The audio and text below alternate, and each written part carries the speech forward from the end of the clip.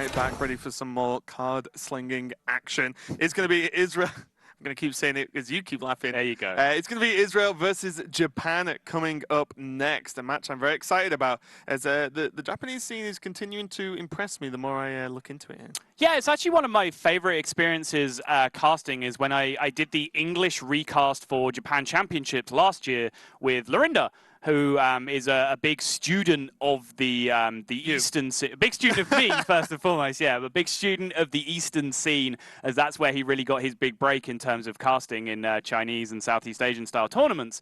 So it was a great experience for me to just go on a journey of discovery with him about the Japanese Hearthstone scene. And that man at the top there, Mr. Gundam Flame, impressed me so much during that tournament, primarily playing an extremely aggressive lineup in that tournament, but playing it so very well. Yeah, and we see some of the other players from Japan here, sorry, is B7. Japan! You just can't play anymore. Japan. We see B787, super cool guy we met at Winter Championships. He's a really nice guy, cool to hang out with. He is a control enthusiast. He plays Control Warrior, you know, almost religiously, and, you know, even to his detriment at some point. We saw him in Winter Championships bring a triple Reno lineup, and it didn't go well for him at all, losing his first two matches and getting knocked out. But, you know, I picked him as my champion. I completely respect the whole, I actually just like this play style. I like these decks. That's what I'm going to play. Yet again, showing the difference between you and I. You voted with your hearts for B787. I voted with my head for Stanu Dachi. You don't have a heart. It's very true. As we see, Japan, one of my favorite countries. I mentioned that casting the tournament, Japan Championships, was one of my favorite experiences. Through a weird coincidence, that championships was held in a venue that I had been to for a completely different event outside of Hearthstone, and just being in Japan, in the Tokyo area, was just one of the greatest experiences of my life in terms of travel. Phenomenal culture, entirely different from anything you will ever experience in the Western world. You really do have to just throw yourself into it and absorb it. If you do, it's just a fantastic place to be. Yeah, and we've not spoke too much about Israel yet, but we can see the players here on the left: Hatul, Glacier, Murray, and Jonathan. I'm not going to read out 24Z25 every time we say his name, just so you're aware. We can see the classes they've picked up. Glacier, I think, is the most well-known player from Israel. He does pretty well on ladder, playing a few cups as well. So, you know, he's probably the standout player there for Israel. Everyone else is just not heard too much about. But as we said, it's kind of the benefit and joy of this tournament is we get to see some of the well-known countries, the well-known players ballot out, and also the lesser-known countries really, you know, fight for their spot in the spotlight, so to speak. See Hatul versus Tonsoku coming up first. Another mage versus hunter. Another mage versus hunter indeed. So how did this one break down? There was mage and warlock available, and again, you see hunter being paired with rogue here. I think this is actually something smart that these teams are starting to figure out. Bait your opponent into wanting to play their freeze mage to try and stop what might just be the most oppressive deck in the format right now, the quest rogue, from coming out, and then just counter queue them straight back with that hunter. And maybe if this follows the pattern as we saw from New Zealand, maybe this is a full hard counter hunter with the flare in it as well. I hope so. I've seen one for the day. I'm more than happy seeing another one. What was interesting there as well is that B787 is the ace player for Japan, which, you know, surprises me a little bit. With Gundam Flame, I generally presumed it would be Gundam Flame there going at the end, but it also, you know, really has to do with deck choices, as you said. You know, the ace player actually either picks the deck they didn't play in their first game or the 9th deck, so it all decides as to what your team chooses to make that 9th deck, right? And also how it lines up in general. So it's going to be cool to see that one if we go that far. Looks like the players are getting ready. Looks like the Team Israel are together in person as well. I cannot read whatever that's. I'm trying to read it backwards, and I still have no idea what it means, so we'll just leave it out. But Tansoku, on the other hand, is another player that we haven't mentioned too much, but an accomplished player nonetheless. He was one of the top point earners in the APAC region last year, made it to last call on the benefit of that, made it fairly deep into that tournament, and is a name that you will probably see around every now and again. And I think just out of the corner of my eye in the split second that we saw there of the player facts on screen, Tansoku sounded very confident about Japan's chances in the global games. Yeah, I like it. And just, another note as well, in terms of his last call performance, he was actually, he lost to Transfer in the finals. Yes. So he was one match away from going to BlizzCon last year. So the pedigree of these Japanese players, although you may not know too much about them, they're actually very accomplished at this point. So I'm looking forward to seeing what they can bring to the table.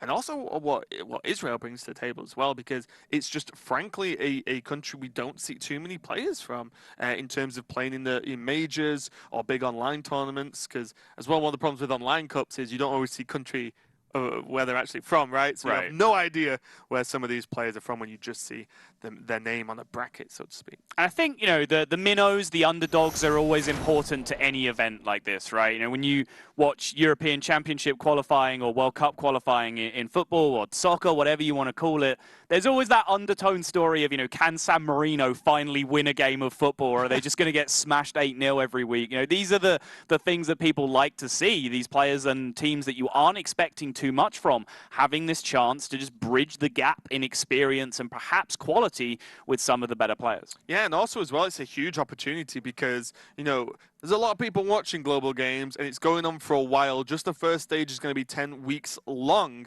just packed with Hearthstone and packed with opportunities for these players to prove themselves. And who knows, this one tournament could lead to just a career in esports if that's what they want. Very possible. But let's dig back into the matchup here. We've assumed this was Freeze Mage from Hatul. His other deck alongside that was a Warlock that he could have had. I'm trying to think of implications of if there's any particular Mage deck you would want to pair with a Warlock. But we should at least pay lip service to the fact that this could be Aggro Mage, it could be Tempo Mage, the Secrets-based Mage, for example. And it's in the end, it's none of the above. Hatul and Israel have found an entirely brand new option, and it's going to be Elemental Mage featuring Pyros, nonetheless. Very, very interesting. And the weird thing about this deck is... that it's Elemental Mage?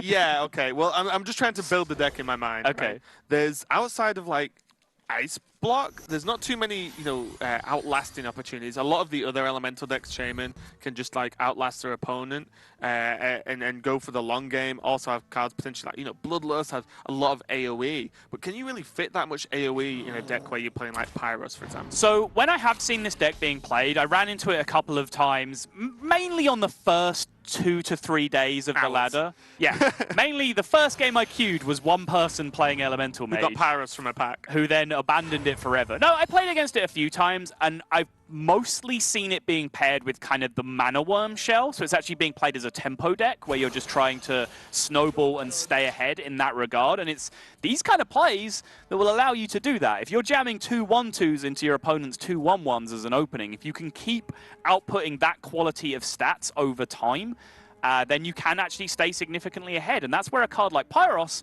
can actually pay dividends, because it's not a great play when you invest it immediately, but if your goal is to continue playing stats over time, Pyros is a ton of stats over time. Also, so very importantly, it's an elemental, so it can repeatedly proc your elemental sets for the following turns as well. So very important. And that +1/+1 from the Razormaw, I think the best outcome it could have got, outside maybe the 1/1 plants? 1/1 plants, arguably, yes. If you want to do the cold hard vacuum thing that I don't really like. This play keeps the cute cat alive. That is superior by far then. But yeah, 1/1 plants would have left, quote, 2/2 of stats in play afterwards, whereas this has left 2/1. So if you want to look at it that way, which, pro tip, you shouldn't, then the plants would have been better. But obviously, I think maybe plants would have been better purely for the reason that Hatul can ping off 2 power this turn if he wants to, whereas if it was 1/1 plants, he would have only been able to ping off 1.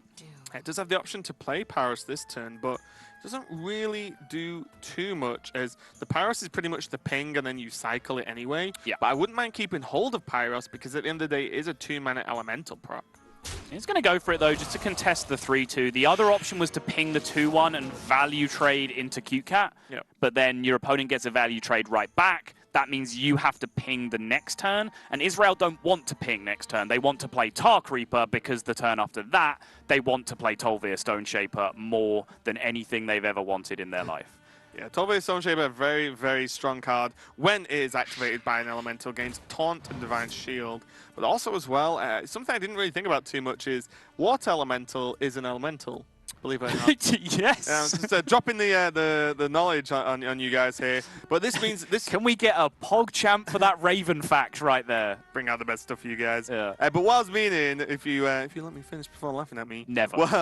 was that this fills the 4 spot nicely with the elemental as opposed to the Fire Plume Phoenix, right? Yes. Which we discussed at length. So Yeah. the Water Elemental is actually fantastic. And the fact that that one card might be the step that Mage needed to make the Elemental deck get some work done.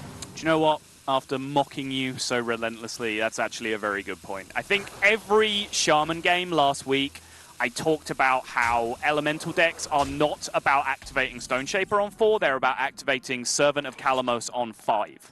Now, to do that in Shaman, you do have to play Fire Plume Phoenix, whereas to do that in Mage, you have that perfect Water Elemental. Oh no, I have to play Right. Water Elemental, one Exactly. of the best 4-drops in general. Pretty sick, so we'll see that. The Pyros does return to hand as a 6-mana Elemental now. It's a 6/6, right? Yep. 6/6 for 6, and then the even bigger one afterwards. 6 mana, 6/6. Scary card. I sense an element of sarcasm in your Oh. voice, Raven. 3/6. Oh, I see. I see what you did there. Well, I could rely on you to pick up on these things. No, but never 3 mind. spooky, 5 me. Yeah.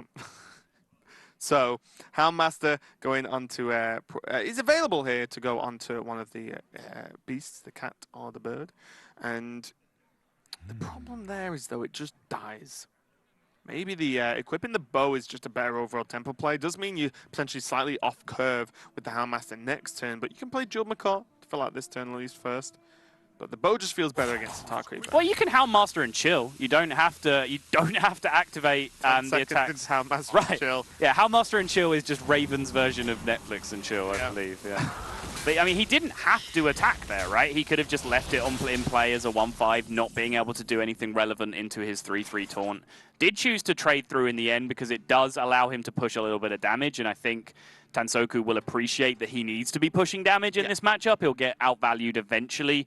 Even though Hunter is, a surprisingly high-value deck when it comes down to it. If you are able to draw high mains and whatever 5-drops you're playing, it can get a lot of work done in that regard, but he does need to be pushing damage for sure in this situation. Yeah, this kill command is actually really nice combined with the Firefly. Can proc the Divine Shield. Jeweled Macaw is going to proc the kill command if there are no better options. And yeah, I actually like this. Keep the Houndmaster on the board because Mage doesn't have Lightning Storm. Like you used to playing against in Elemental Shamans, right? So this Houndmaster is like progressively more difficult to deal with unless it's a Frostbolt knocking around. And now you saw that was a good turn for the Stone Shaper because they can follow up, and there is the Mana Worm I was talking about. So it does look like this is going to be the shell of a tempo deck at least. It's a little bit weird to call it a tempo deck because a lot of the mid-game elementals actually sacrifice stats for value. But, with the shell of Mana Worm alongside it, you can get ahead on the board and then use that as buying some time for you to snowball later. It's a tempo deck because it's got Blaze Caller in it. There you go. I mean, That's yeah. a strong tempo That's card. a hell of a tempo card, yes. Okay, so Stampeding Kodo has come from the Macaw. It's going to be really nice here. There's a other option to just go Eagle, Hombo, and Animal Comp, but I don't know. I kind of like just getting the Kodo down here. How many other Kodo targets are you really going to run into at this point, right? There's probably the second Mana Worm in there, but outside of that, nothing really much juicier is going to come into play. So Kodo seems solid. Glyph going to come out, but Pyros going to have to come down here because they need to bank on this Blaze Caller on turn 7, which means they need the Elemental proc coming out on turn 6. Could have gone for either Ping Water Ellie or Primordial Glyph Water Elemental. True. There and not just drop to 6 mana 6/6, because the problem is this still just opens up a lot of damage for your opponent here. Well, I mean, the ping only takes 1 power off play, and you're I was thinking developing. more the glyph. You're developing 3 less power with the water elemental. Sure. You know, this way, if there's another big minion that's dropped this turn by Tansoku, you have a 6/6 in play that can kill one of them, and then a Blaze Caller that can kill the other. So perhaps, although you open yourself up to more damage this turn, over 2 turns you take less damage because of this, and that's pretty much the case there with that Leok. Now he has answers for both of the major threats that are in play. Helmmaster will change that, however, because putting one of these up to 7 health in the form of the Kodo is going to make life just a little bit of a nightmare for Israel here. Yeah, there's still that bow in hand as well, so that's going to stack up to a lot of damage in itself. Fire Plume Phoenix is well in there. Wow.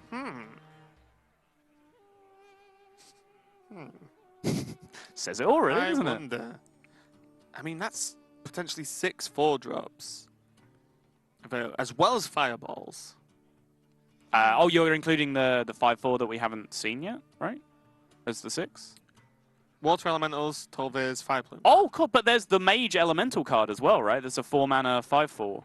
Oh, with the... I'm not sure if that would get played. Yeah, I mean, it's not great. Like, I'd probably rather play Fire Plume Phoenix, if I'm perfectly honest, but that's another option you could have in as well. 4-drops it does. in your deck. Yeah. When I'm just wondering, we haven't seen a Violence Ball yet, and I would already just want to swap a Fire Plume for a Violence Ball any day of the week. The Glyph into Flame Strike is absolutely fantastic here for Hatul and Team Israel, but... just Eagle Horn Bow, Hero Power. It's bow time, yeah. Yeah, this is just going to start stacking up to a lot of damage. And this Elemental, Water Elemental, not being down means that there's no way for Hatul to lock him out of the bow, lock a minion out of an attack if there was, say, a high main, for example. You know, that is just not available. And Japan's not received a scratch yet. And, you know, all the fireballs in the world aren't going to help when you can only cast 2 per turn here. That can do the trick, though. That might buy him some much-needed time at this point. Mirror images can buy time. Barrier, Ice Block, all of these things could potentially have got him there. No such luck.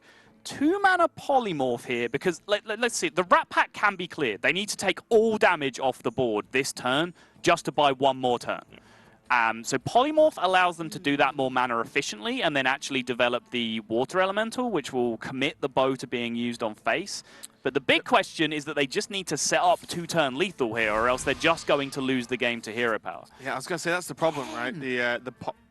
Ken and Antonidas, I mean, auto-fill that deck. Why not? It's very interesting, the Ken. It's just I don't know. Actually don't know what I think about that. Just going to Fireball. The Pyros there, get their 10-mana version. Looks quite glorious in golden, but... it looks like they just wanted to look at the 10-mana version. What does this look like? I've never seen this card before, but Tansoku is going to take the win there. Pretty easy going. We've seen a lot of variation on decks last week, and we're continuing to see some variation on decks this week. Not as much so far, but... that the Elemental Mage, not sure, you know, what they feel are the good matchups or what they wanted to run into, but I feel like Hunter, the second it gets ahead, there's no way to come back into the game. We didn't see any Volk Potions. We only saw the Flame Strike from a Primordial Glyph, for example. So, you know, kind of lacking in AoE at some point. Yeah, and you know, I described it as, you know, the version that I'd run into is primarily a tempo deck that's using the Mana Worm shell and trying to snowball from that position. The versions that I've seen don't then curve out into Ken and Antonidas and that kind of stuff. You know, if you're playing Mana Worm in your deck, you really want to be pushing tempo in the late game cards. Ken, kind of the antithesis of that, just a very slow, value-heavy card. So that deck didn't seem quite sure of what it wanted to be doing, and by byproduct of that, the Hunter deck that knows exactly what it's doing at all times takes the victory. Well, yeah, I think the worry as well is if Tansoku actually picked Rogue, I just don't see that game going any better, to be honest. Sure. Like, looks just as bad. But the next matchup is going to be Glacier versus B787, Priest versus Mage. And again, I'm always interested to see what Priestless people bring in, because a lot of them I simply don't understand. I am not a natural Priest player, but some of them I don't get. But the Mage from B787 will be interesting to see whether he goes for, you know, he does like his control, could just be playing Freeze Mage, but if anyone's going to bring a funkier mage deck than Elemental Mage, it's probably B7.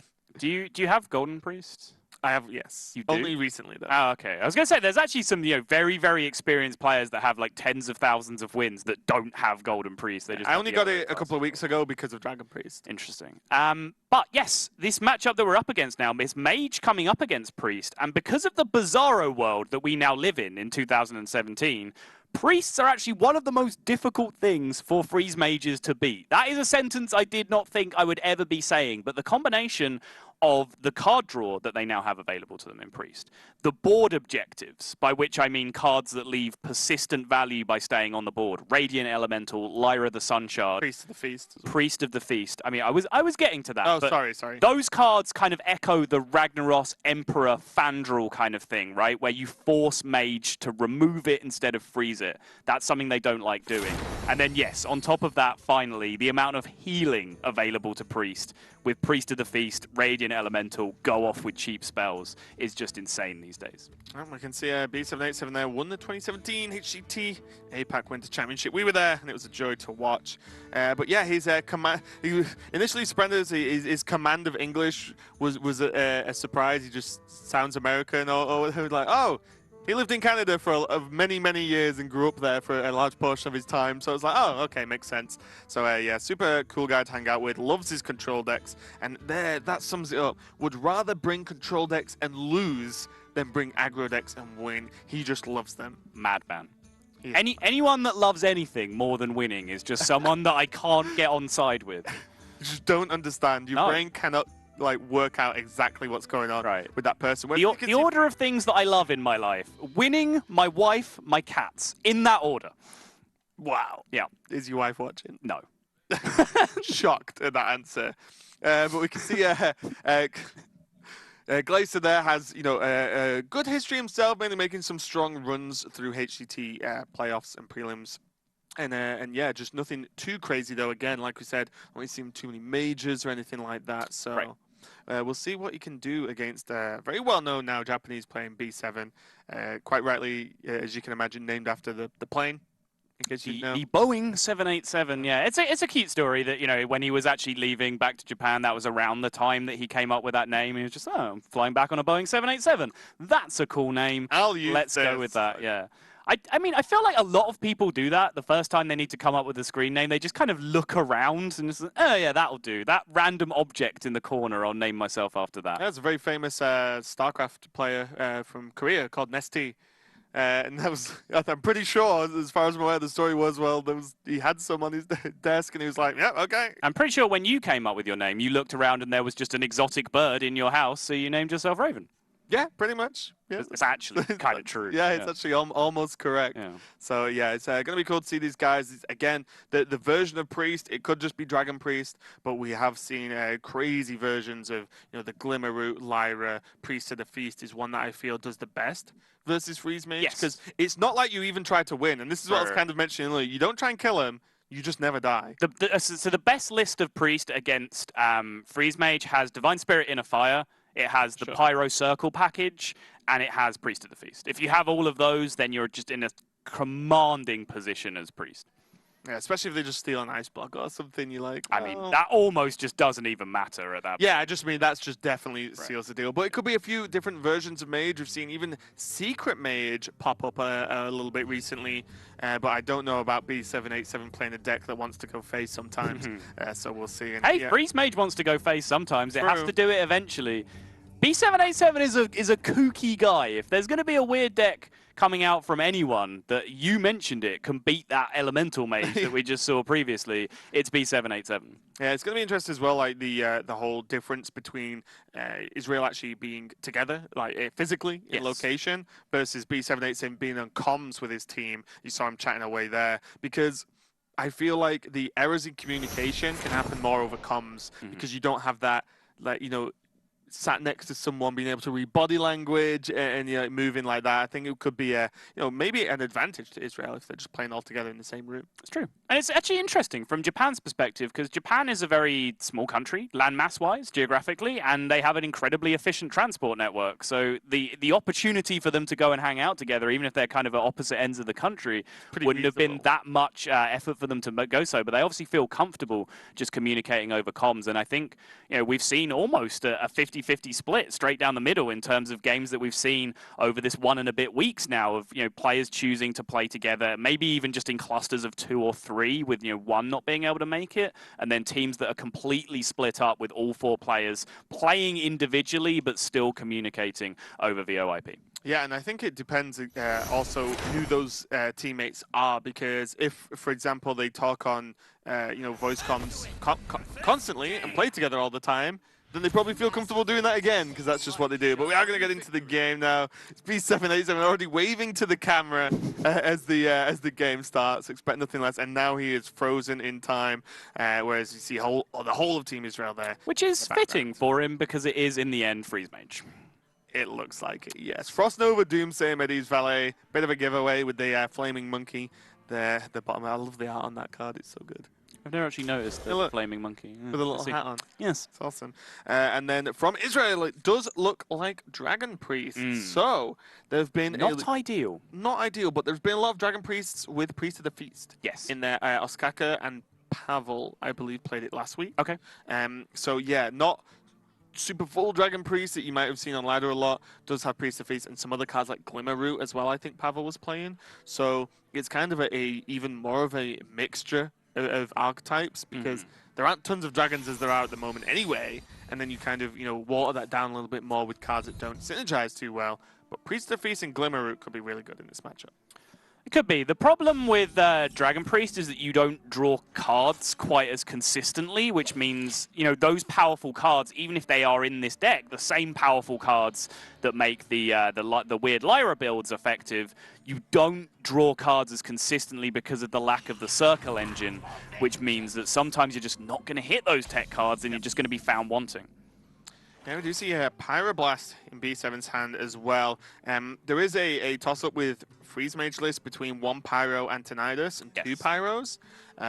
Again, we talk about Hearthstone a lot, guys. We do. Yeah. And I was, you watched me the other day play a game where Tinnitus got dirty ratted, and then I went to my collection, removed it, and put another Pyro in. So I was like, guess what can't be dirty ratted? A second Pyroblast. So I personally like double Pyro from what I've played of it. I'm just going to point out that you were just slamming Doomsayers and Medivh's Valets on the board like an idiot that game, and then your Antonidas was the one remaining card. I got unlucky. It got ratted, and then you raged about it. I got unlucky.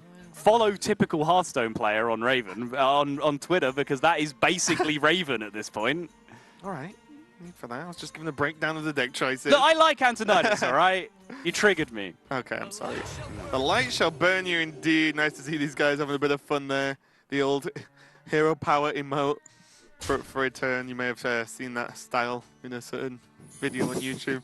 Ice Block going to be activated here for B787. Just get it live now. And the benefit of Ice Block means that Medivh's Valet is just like constantly live at this point. Yes. If, early on you have Barrier, sometimes if you have Barrier and Medivh's Valet in your hand early, for example, quite often you'll actually do something inefficient on turn 3, like maybe even just play a Loot Hoarder. Yeah, to like turn 5 So that on combat. 5 you can play Barrier Valet, because you need to have that Barrier live the turn that you play it to proc the Valet effect. But with Ice Block, no such concerns. That means that Medivh's Valet are just incredibly powerful minions whenever you draw them now. Yeah, Dignium 3 as a battle cry is absolutely insane, considering the body on the mini itself is a 2/3 for 2. So all highly valuable stats there. And we did see Glacier actually pick the Bookworm from the Discover, so another option to kill either a Valet, but most importantly probably a Doomsayer at this point. But even the Arcanologists, as you mentioned earlier, suddenly Loot Hoarders, Valets, Arcanologists are all minions that feel they can pile on way more pressure in this version than previous versions of Freeze Mage. Yeah, we talked about Lorinda earlier. Lorinda's been trying to learn Freeze Mage recently, or the new build of Freeze Mage. And there was a comment that he liked, which I think sums it up nicely. It was like he was struggling to get his head around the minion fiddling in this deck. And I just kind of like that phrase, because there is suddenly just this little bit of just fiddling around with random minions that you didn't have in Freeze Mage before. You've suddenly got these 2/3s that you can actually tempo with a little bit, push a little bit of face damage early sometimes, allow you to set up big burn pushes, and they also just interact with each other in strange ways, because one draws you a secret, one then gets activated when that secret is equipped. So you have all these different implications about how to sequence those early minions, Loot Hoarder, Arcanologist, They're not just curved. Medivh. Exactly. Exactly. Right. Yeah. So we do see the choice from Primordial Glyph there going to Flame Strike, and just to go off the last bit on your point, it's no surprise that Lorinda makes up a phrase, he likes it and I don't, so that we are kind of polar opposites in most aspects, so that is no surprise at all. Antonidas, a choice from the Draconid Operative, but there's a potential that Arcane Intellect is just more valuable to be able to help out with that card draw you were talking about earlier on. It's true, but he does already have a Priest of the Feast in his hand, and he has a coin, which means Antonidas can generate fireballs guaranteed with the coin. Those fireballs can then just be used to kind of infinitely heal yourself with the Priest of the Feast later on if it's not dealt with, which, as I mentioned, dealing with high-statted minions that have persistent effects isn't something that Freeze Mage wants to be doing, because the cost investment of throwing a burn spell at a minion in this deck is much higher than it was in the previous build, because your damage cap is actually just that little bit lower due to the lack of Forgotten Torch and the lack of Ice Lance. Yep. This turn so far, I actually do like Blizzard here. This softens up the minions and puts the Operative to 4 and tries to bait out more minions for this Flame Strike that, frankly, B787 shouldn't have. Right, you know, this standard list does not run Flame Strike, got it from Primordial Glyph, and it also just fits very nice with the curve, and then suddenly there's 2 Fireballs, 2 Frostbolts, Pyroblast available. Yep. So there's a lot of burn damage, actually, even through some healing from Priest of the Feast. So I do like baiting out a bigger AoE here, then you can start making the push with the Acolyte for damage in the next couple of turns. Seems reasonable. So over the course of a couple of turns, he has 9 on one turn, plus a ping is 10. The same again the next turn is 20. Pyroblast is 30, so he wouldn't actually beat a significant amount of healing, which means he does need to start picking up some more burn if he's going to go down that route, be it through Glyph or be it through Antonidas. Or he has to just potentially play the long game here and go for the Alexstrasza route. Those are basically the 2 options at this point. The Flame Strike is a little bit interesting to me in that spot, though. The Blizzard is more of a universally strong card in Freeze Mage than Flame Strike. Flame Strike requires a specific situation for you to use it and for it to eventually buy you a turn. Yeah. That's all that Freeze Mage is about, is can I turn my turn into my opponent not being able to make any progress. That then gives you 1 extra turn to play with towards the end of the game, which is how you set up your 2 and 3 turn lethals. Blizzard does that in any situation. It stops any board from attacking.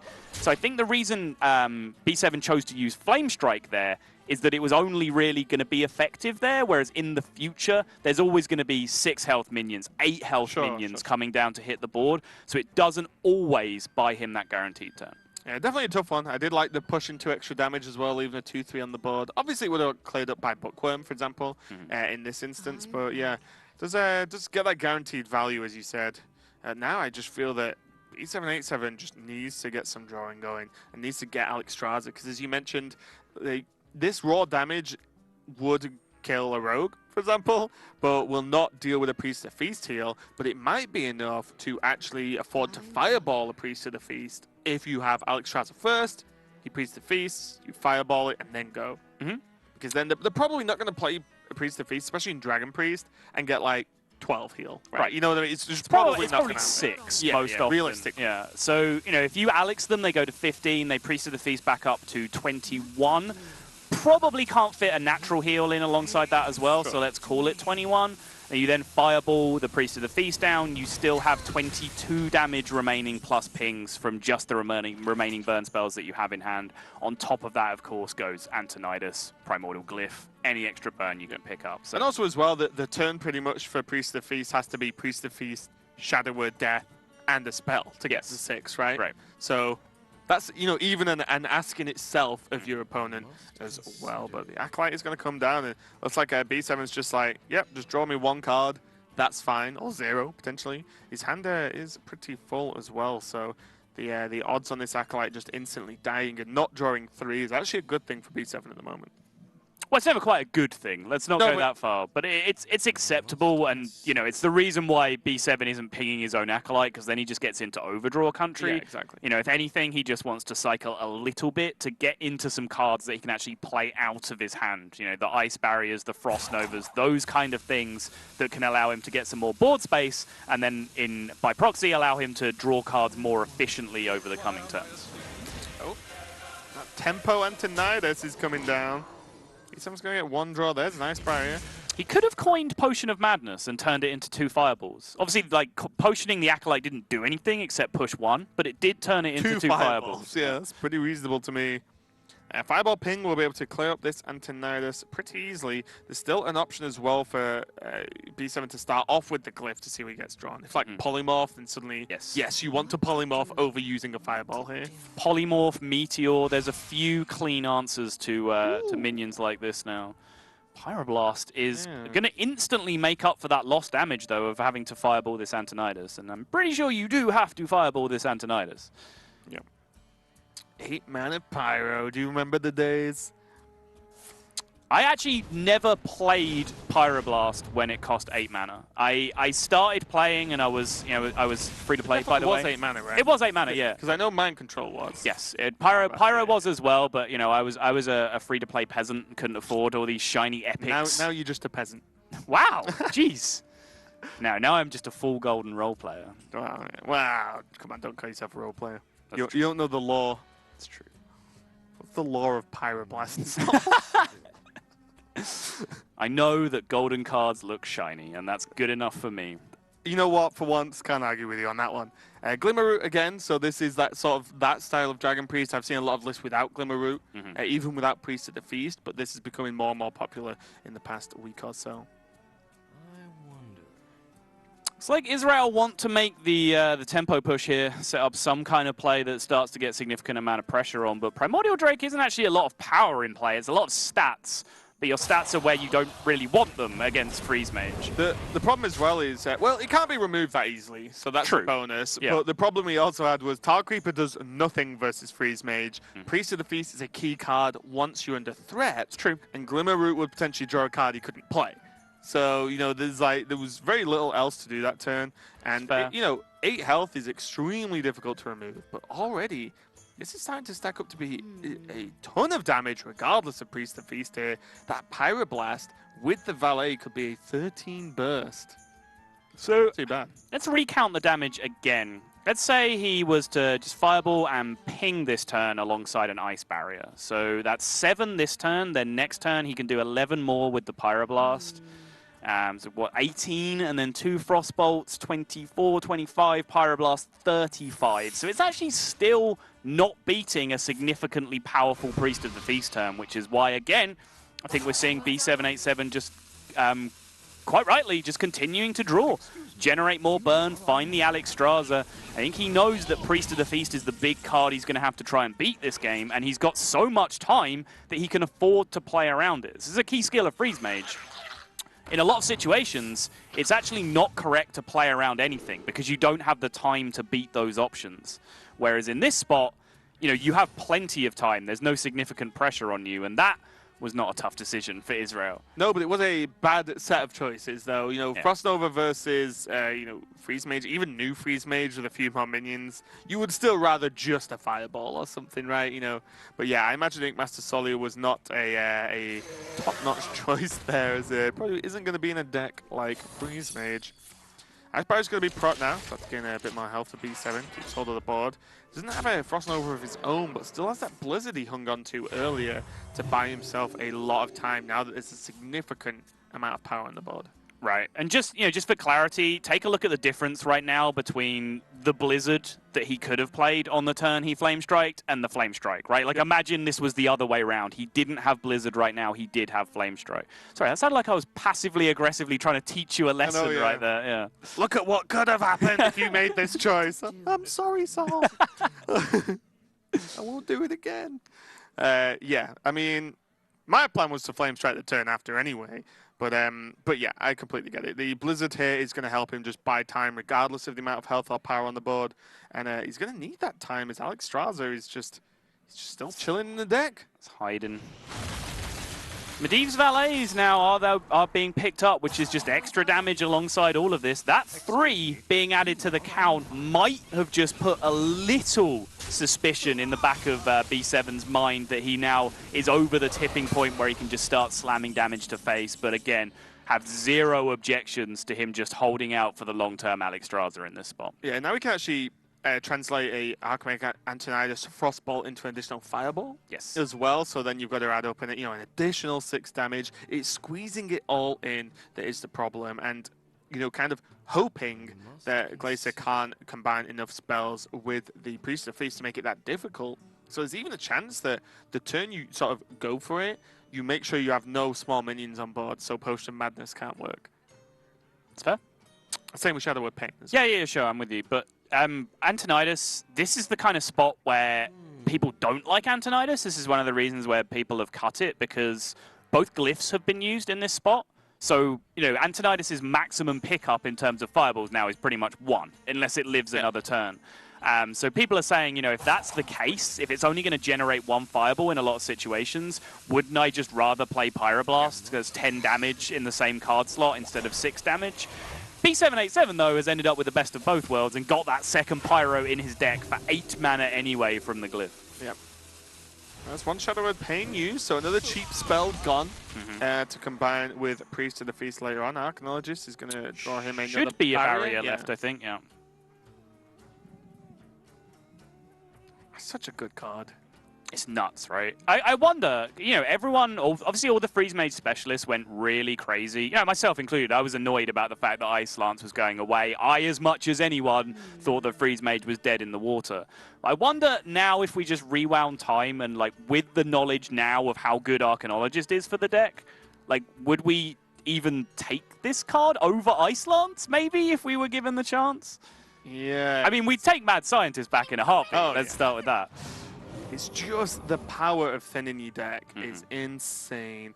And just almost like, you're having most of the time a 50-50 on the draw. Yeah. I say most of the time. It's actually most of the time you don't have a 50-50 because you've probably drawn a secret by then.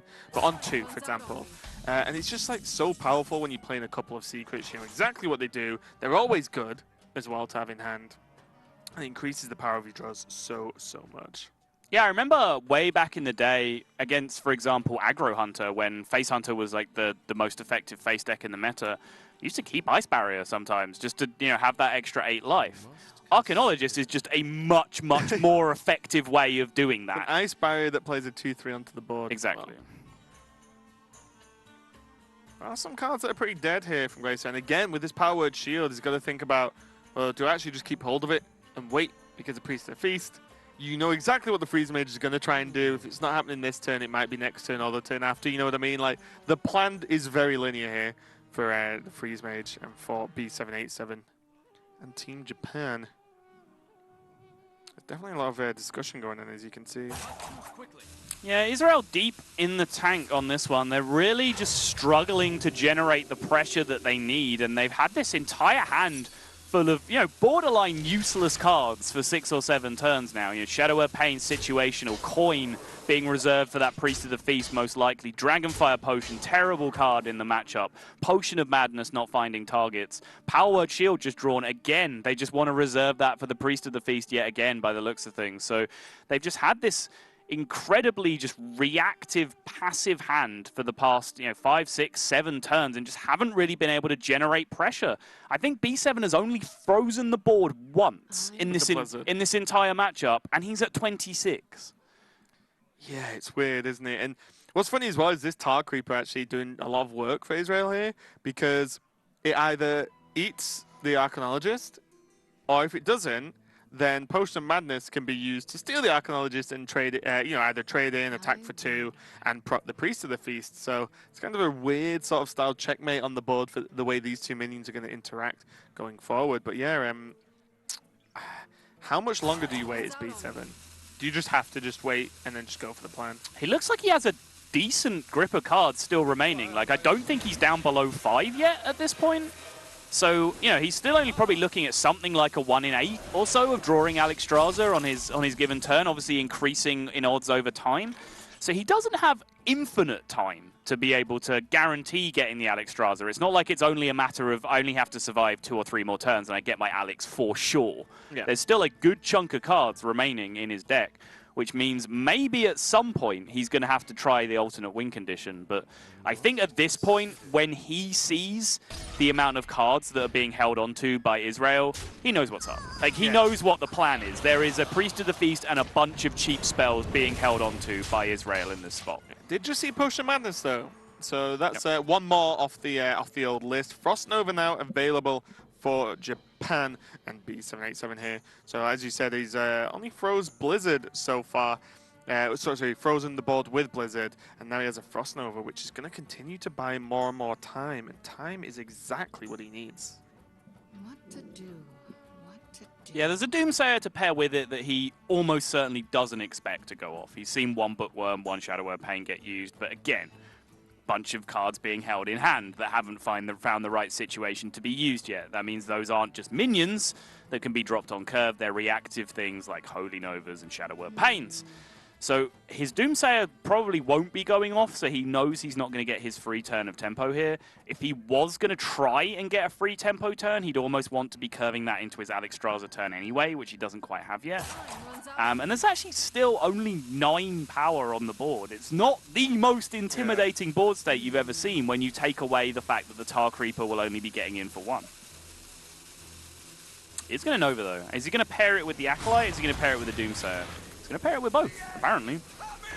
Yeah, I mean, it's kind of a win-win. If the Doomsayer is killed, great.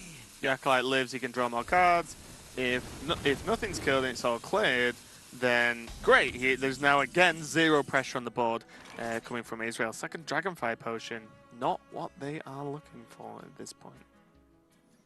No dragon in hand to activate Bookworm either, so that Shadow Word Pain is the one and only clean answer right now. There are some messy things that you could do, like Holy Nova Coin Dragonfire Potion, but that doesn't seem too entertaining. No. Actually, it seems very entertaining. It just doesn't seem very good. Yeah, a bit of an over-exaggeration for what the board looks like at the moment. I'd rather let everything die than make that play, I think. Why? You heal your dudes for 2. Sweet. Yeah. that Tar Creeper is still only going to get him for 1 no matter what his health is. Well, the Tar Creeper will be dead, unfortunately. Oh, sorry, yeah, we killed off. Why are we actually critically evaluating the line of Holy Nova Coin Dragonfire Potion? It is a legal move, as you would like to say. Yeah. Something he could, in fact, do. Shadow Word Pain, no true surprise coming out, cleaning up this Doomsayer. And just a casual heal now. Lesser heal. You know what that is? That's 2 years of casting experience where you say things like, Shadow Word Pain is the only real answer to this right now, and then someone on Reddit goes, no, he could have Holy Nova Coin Dragonfire Potion, you idiot. You're like, yes, that was a thing. That was definitely one thing that could be done. Hero Power onto the Acolyte, though, is going to make Beeson get full value from this guy, and, I mean, Alexstrasza is in the deck somewhere, I'm just saying. Ah! Nope. Frost Nova Doomsayer, anyone? Well, again? as we mentioned on the previous turn, there is no dragon for that Bookworm. And there is a Dragonfire Potion coin Holy Nova. Yes. More importantly, from B7's perspective, you know, I've been talking about how he probably has a read on a lot of situational cards, but just purely as to the cards he's seen now, I think that's 1 Bookworm, 2 Pain that he's seen already. So this Doomsayer now ticks all the boxes. He's seen 3 of the Doomsayer answers get used. He gets his free turn of tempo, and as I mentioned on the previous turn, it now sets up that Alexstrasza turn perfectly. Yeah, just in time, though. Glacier draws the Shadow Word Death, which means he can go Priest at the Feast, Shadow Word Death, Powered Shield, Coin, Hero Power? Things. Priest of the Feast plus things. That's what you can do. Plus the heals. But it does mean B7 can just get cooking. I think he's been waiting a long time in this game so far to start just throwing damage to the face here. Are they actually discussing the Dragonfire? I really hope so. Oh yeah, but we can stop this going off. We have created the narrative of Holy Nova Coin Dragonfire Potion. Okay, I'm going to take a wild stab in the dark and say Alexstrasza is coming down pretty quickly here for B7. This is pretty much, as we said from the beginning, the plan. And now we see Glacier respond in kind. Now they are just counting their options. B787 is just considering using his time here basically to consider all the implications, because His turns over the next couple of turns might not look too complicated. They're pretty much just throw burn at face, whatever the situation.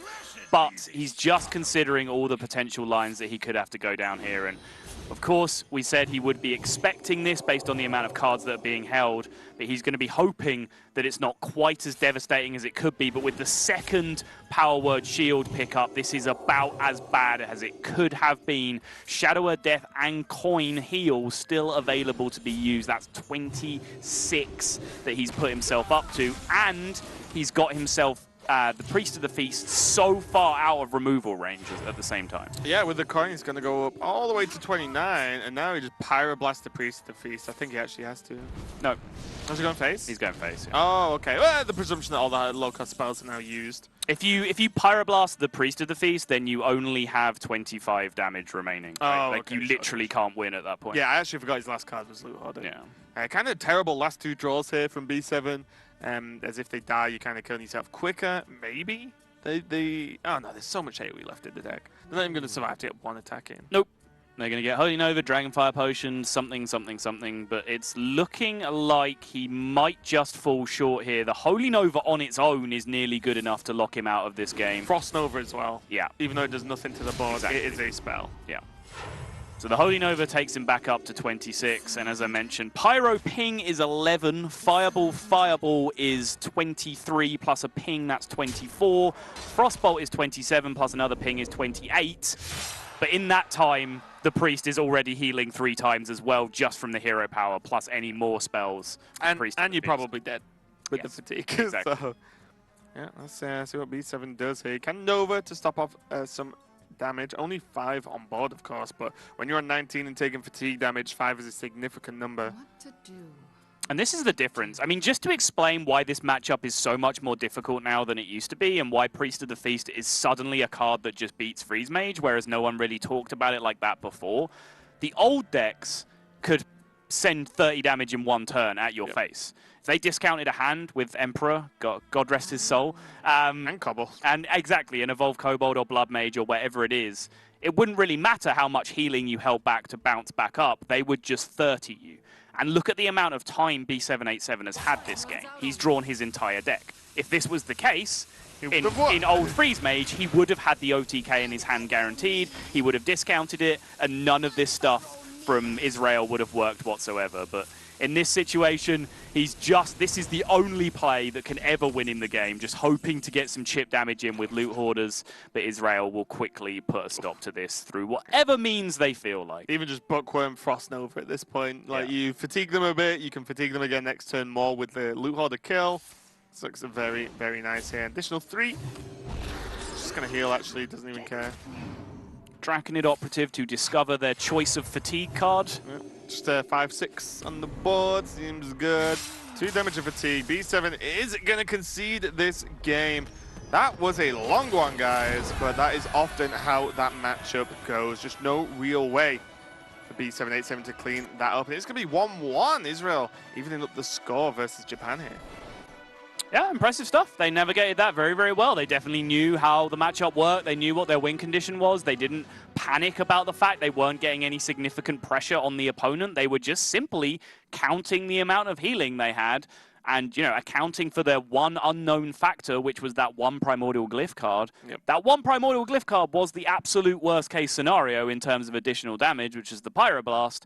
And they potentially still just accounted for the fact that they beat that anyway and just continued progressing down the line where, hey, we can just heal out a range of this stuff. Yeah, being able to hold on to the coin, the Power Word Shields, even getting Frost Nova, which is easy to pull off as well, just really opened up so much healing that there's just nothing the Mage can do. And like we said, it's not like they can burst from 30 anymore, so bit of a done deal. Do you think that matchup is as hard as that looked in terms of, like, you play it 100 times? It's very hard. Yeah, because it looks like you just never want to hit that, right? If Priest of the Feast is in your Priest deck, you are in extremely good shape. I would rather play against Divine Spirit Inner Fire with no Priest of the Feast than Priest of the Feast, no Divine Spirit Inner Fire. Right, exactly.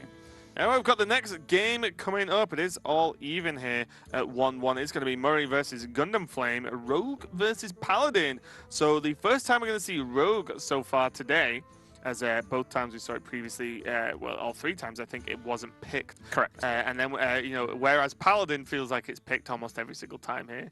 And from Gundam Flame, although, you know, there are some aggro Paladin lists knocking around, I would expect this to be another Murloc list, mainly just because of how aggressive it can be in the opening.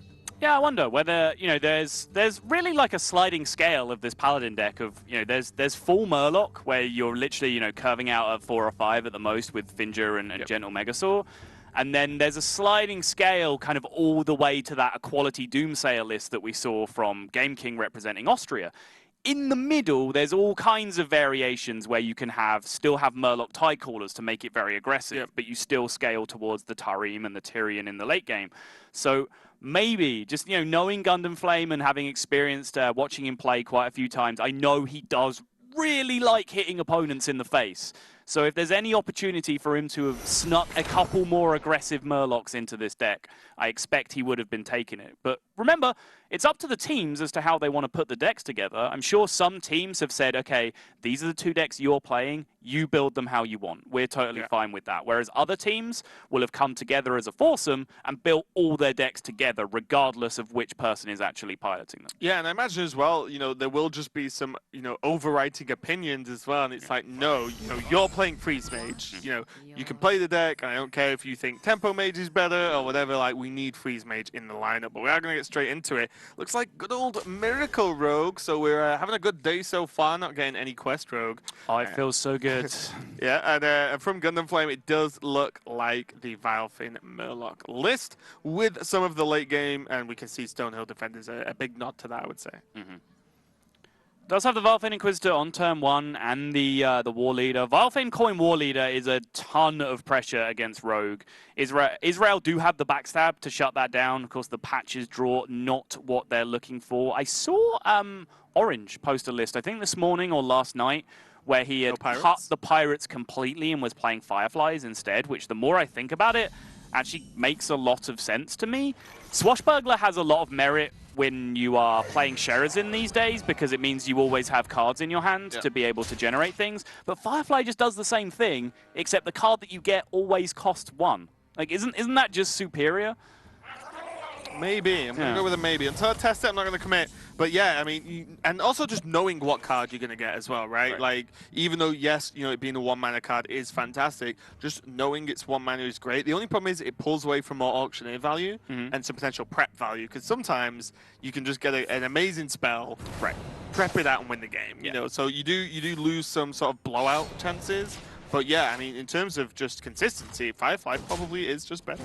Yeah, sometimes you know, you jam Swashbuckler on 1 against Druid and you nail that Wild Growth or the Innovate and you just feel generally wonderful about your life. But I think a lot of the time you just kind of get a clunky 4 to 6 mana card that doesn't do an awful lot because, you know, that covers a vast majority of cards in Hearthstone. Sort of 3 to 6 mana and not particularly powerful effects if you're not building a deck around it. So yeah, the Firefly list makes a ton of sense to me. But anyway, there is a patches in this deck, and there is a patches on the board for Israel. And they do now have Coin, Prep, and Edwin available to them, which would be a completely game-ending blowout against most classes. Paladin, perhaps the scariest class to do any of that nonsense against. Aldor, Peacekeeper, Equality, already in hand that we can see would shut that down. And we see that Murray from Israel was not a fan of the Prep Coin Van Cleef play last turn. That's all if you were going to go for that. Wait, who wasn't? Murray. He wasn't? Yeah, oh, it was a joke. Because you're going to Prep Coin Van Cleef. Ah, I see. It wasn't a very good joke. It's just because you weren't listening. I wasn't, to be perfectly honest. There you go. So, yeah. Razor Petal Lasher, definitely a cool card. It's going to help generate even more cards to be able to combine with that Van Cleef. But as you said, you can go big on the Van Cleef if you want versus Paladin, but you have to do that with the mindset that it's highly likely it gets shut down one way or another. Yeah, if it's gonna happen, the only real times you'll see it committed to that heavily at high level play is like maybe turn 1. Like, yeah, like coin Van Cleef if you really want to and just go off like that, especially if you're backing it up with like a Cold Blood play in 1 or 2 turns. But this late in the game, there's just a decent chance that you're staring at an Equality or an Outdoor Peacekeeper by this point, and you know, 1 more turn, suddenly Coin Tarim comes into play as well. There's just all kinds of idiocy that you can run into. Yeah. He's going to even commit to killing this War Leader here with the Petal. So going to reduce his options a little bit. Probably be looking for a nice spell next turn to maybe prep it out with the Vile Spine to be able to kill off anything that gets played here. But again, these options aren't really too good for Gundam Flame. I just see True Silver Champion into the Raise Battle. Yeah, not great. He can Maybe even just True Silver Champion pass. Yeah, I was wondering about that because then you're setting yourself up where Consecration deals with this 2/2 anyway if you're going to play it in the near future. And then, that would be better against, say, a deck like Dragon Priest. Say if Dragon Priest had a 2 health minion on the board right now, then equip True Silver and pass would be nice because they're likely to play a 5 or 6 health minion in the future, and then your True Silver swing plus a Consecration clears everything up. Rogue just doesn't really have that. Their stuff is either just cleanly answered by True Silver in the first place, or it's an Arcane Giant, and it's just too big for that play to make a difference. It's the Blessing of Might there off the Swashbuckler. So actually a 1-mana spell, extra damage, a mini Cold Blood to a certain extent. It's actually a pretty good pickup, I think. For Murray here, if he can get something to stick on the board and get some value. Still not going really to commit to that Van Cleef. I imagine he's just waiting for the gadgets end turn at this point. Yeah. I think there's just a rumbling through the Israel team right now as to how long they can exactly wait around doing nothing here and how long, before they just have to commit to a potential Van Cleef play. But they've still got time. This deck its aggression comes very late in the game from Paladin. If they haven't snowballed Murlocs by turn 3 or 4, then it takes them until sort of turn 9, 10 onwards to build a huge board. Yeah. Once they do, that board kills you in like 1 turn. And Gundam Flame here just slamming a 5/4 on the board. Temple Megasaur. Yeah. It's going to go down there and, yeah, I mean, as you said, it's kind of just better than nothing though, right? Mm-hmm. Otherwise it would just be hero power pass, the 1/1 gets cleaned up by the dagger, you're in the same spot next turn. Whereas at least this asks a question of Team Israel here, how they want to deal with this minion. Blessing of Might is just a clean kill on the Swashbuckler though. It is. It's a wasted resource though in terms of your Van Cleef, the Auctioneers that you're looking to draw, but you ever just Blessing of Might and then just Vile Spine it? I was just about to suggest that. It's not ridiculous, because, the Vile Spine is then the True Silver target on the board, so you're asking for your opponent to have an efficient answer to a 5/1, which Paladin doesn't do very well. And if they conk, you're like, okay. Yeah. You just consecrated a 5/1. The upside of that play is that the board state it creates is extremely awkward. 4/1. 4/1, I should say. Yeah, you're right. I'm just assuming it was Cold Blood. I thought it was Cold Blood. If it was Cold Blood, it would need comboing anyway, so the play still wouldn't work. But yeah, I wonder. It's kind of strange, but it's a very, very odd situation. He's going to use the Eviscerate, but go for Van Cleef, sure. just go for the Van Cleef instead. But I like the play in terms of the board state that it makes. The downside is that you're using these cheap resources and you're using a Vile Spine Slayer, which is one of your only real nice answers to Tyrion, to Ragnaros Lightlord, Primordial Drake, even Tarim itself, like the 3/7 is a nightmare to deal with. You definitely don't want to be sapping it. So having that Vile Spine Slayer is a big deal, but this is almost more or less all in here for Israel with this one push just with a 6/6 Van Cleef. And if you're all-inning, you want to be all-inning a lot more spectacularly than just with a 6/6. Yeah, I think Israel are this is either going to work for them or they need to draw Gadgets and pretty much next turn here and start to cycle through the deck, because otherwise get one more dry turn means that Japan can move on to a Primordial Drake turn. They can just play Curator next turn as well, get some more resources in hand and put themselves in a very strong position still without using a quality Consecrate. Gundam Flame now option of whether he wants to coin this True Silver. Coining the True Silver is more mana efficient. The downside of it is that it reveals it's there, which, your opponent might make different plays if he doesn't know that you have a True Silver equipped. I think the big deciding factor here is that if there is an Auctioneer for Murray right now, the fact that you have a True Silver equipped is not going to stop him playing the Auctioneer. No. It's still going to come out, you're still going to get to kill it. If there's an Auctioneer, it just has to be played in this spot. So I think coining out the True Silver for mana efficiency is just absolutely correct. I agree, even though you don't get the added bonus of a wild True Silver champion appears, you do know it is just available there. And like you said, it's just, there's plenty, you've got your next 2 turns almost guaranteed, right? Yeah, Curate it right. to Drake. When are you equipping this True Silver? Yep. Prep, though, not the draw Murray and Team Israel were after. This is actually a disaster. Although I was saying that, oh, Gadgetzan needs to be drawn this turn, or they lose, maybe that's a bit strong, but they're in a rough spot. Drawing nothing this turn, which is pretty much what Prep is an even more terrible spot to be in. As you can see, the dagger hit, like, pass, done. Pretty terrible.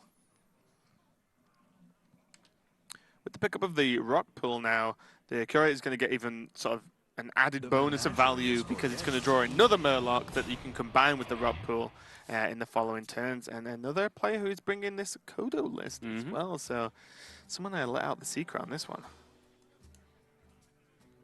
Yeah, Kodo in there. I was going to say we're going to get to learn a little bit about the deck because we saw one Gentle Megasaur get played already. So if it drew the second Megasaur as the beast, potentially, and then we're probably looking at the no Kodo list. But there is the Kodo in here. It is going to be able to deal with the annoying issue of that 1/6, but he might also be holding on to it, looking to pair it with his second Outdoor Peacekeeper. If eventually Israel are able to stabilize here with the Rogue, then suddenly Arcane Giants can potentially make a big difference in the late game. Yeah, and one way Israel are going to win this game is with this play into, this probably gets cleared up by Japan this turn, by Gundam Flame, and then next turn, Gadgetzan's drawn. That's like I think the only way that this game goes to Murray here. There's Sunkeeper Tarim.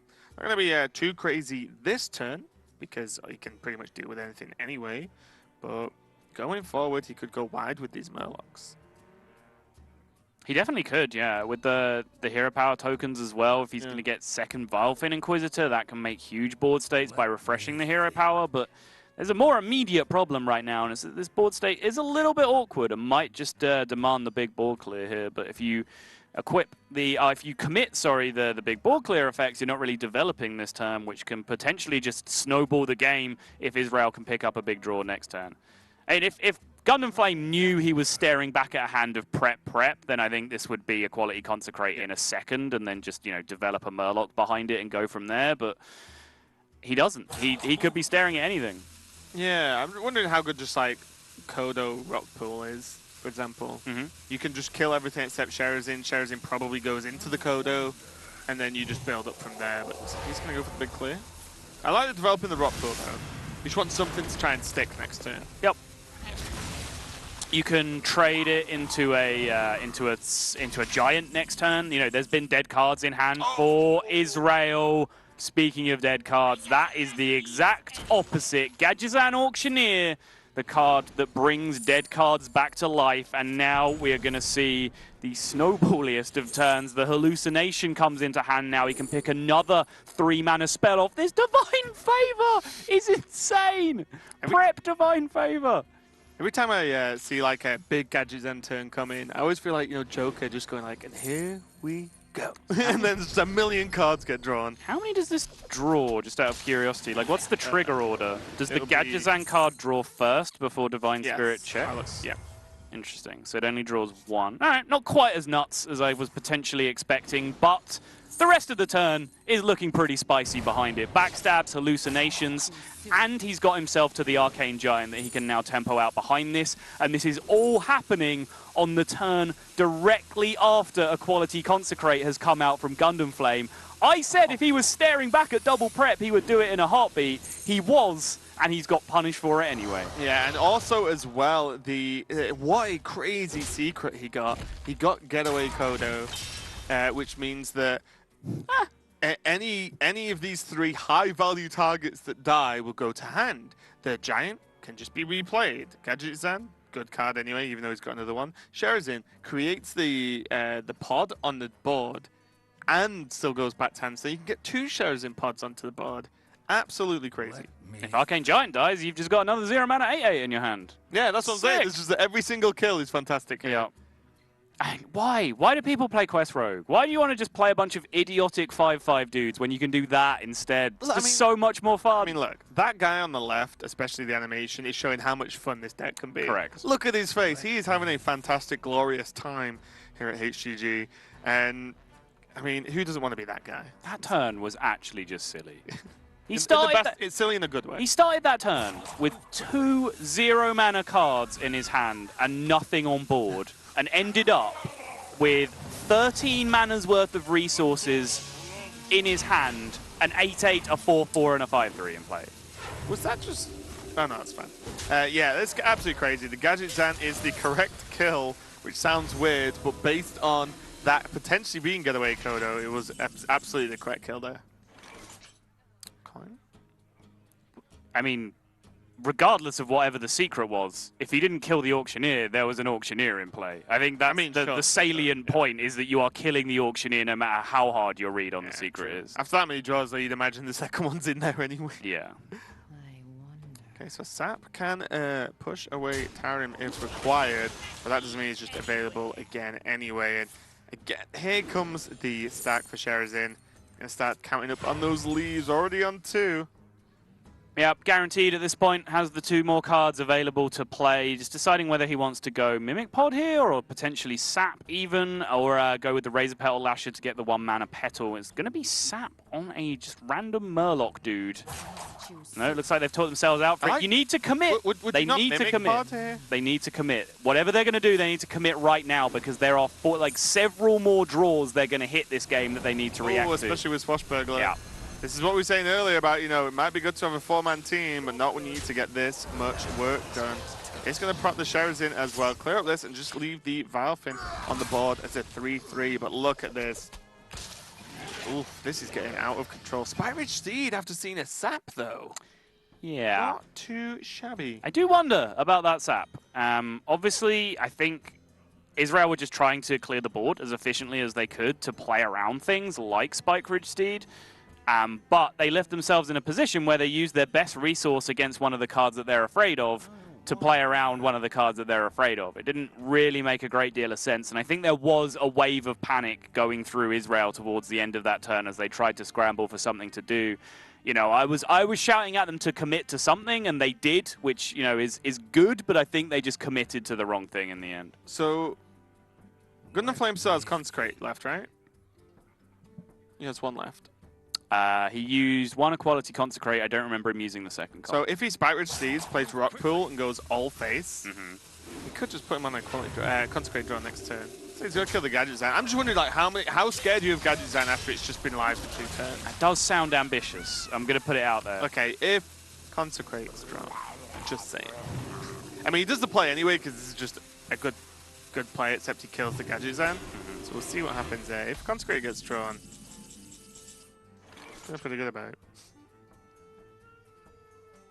I mean, looking at it the other way, you know, you're trying to find an aggressive way to end this game.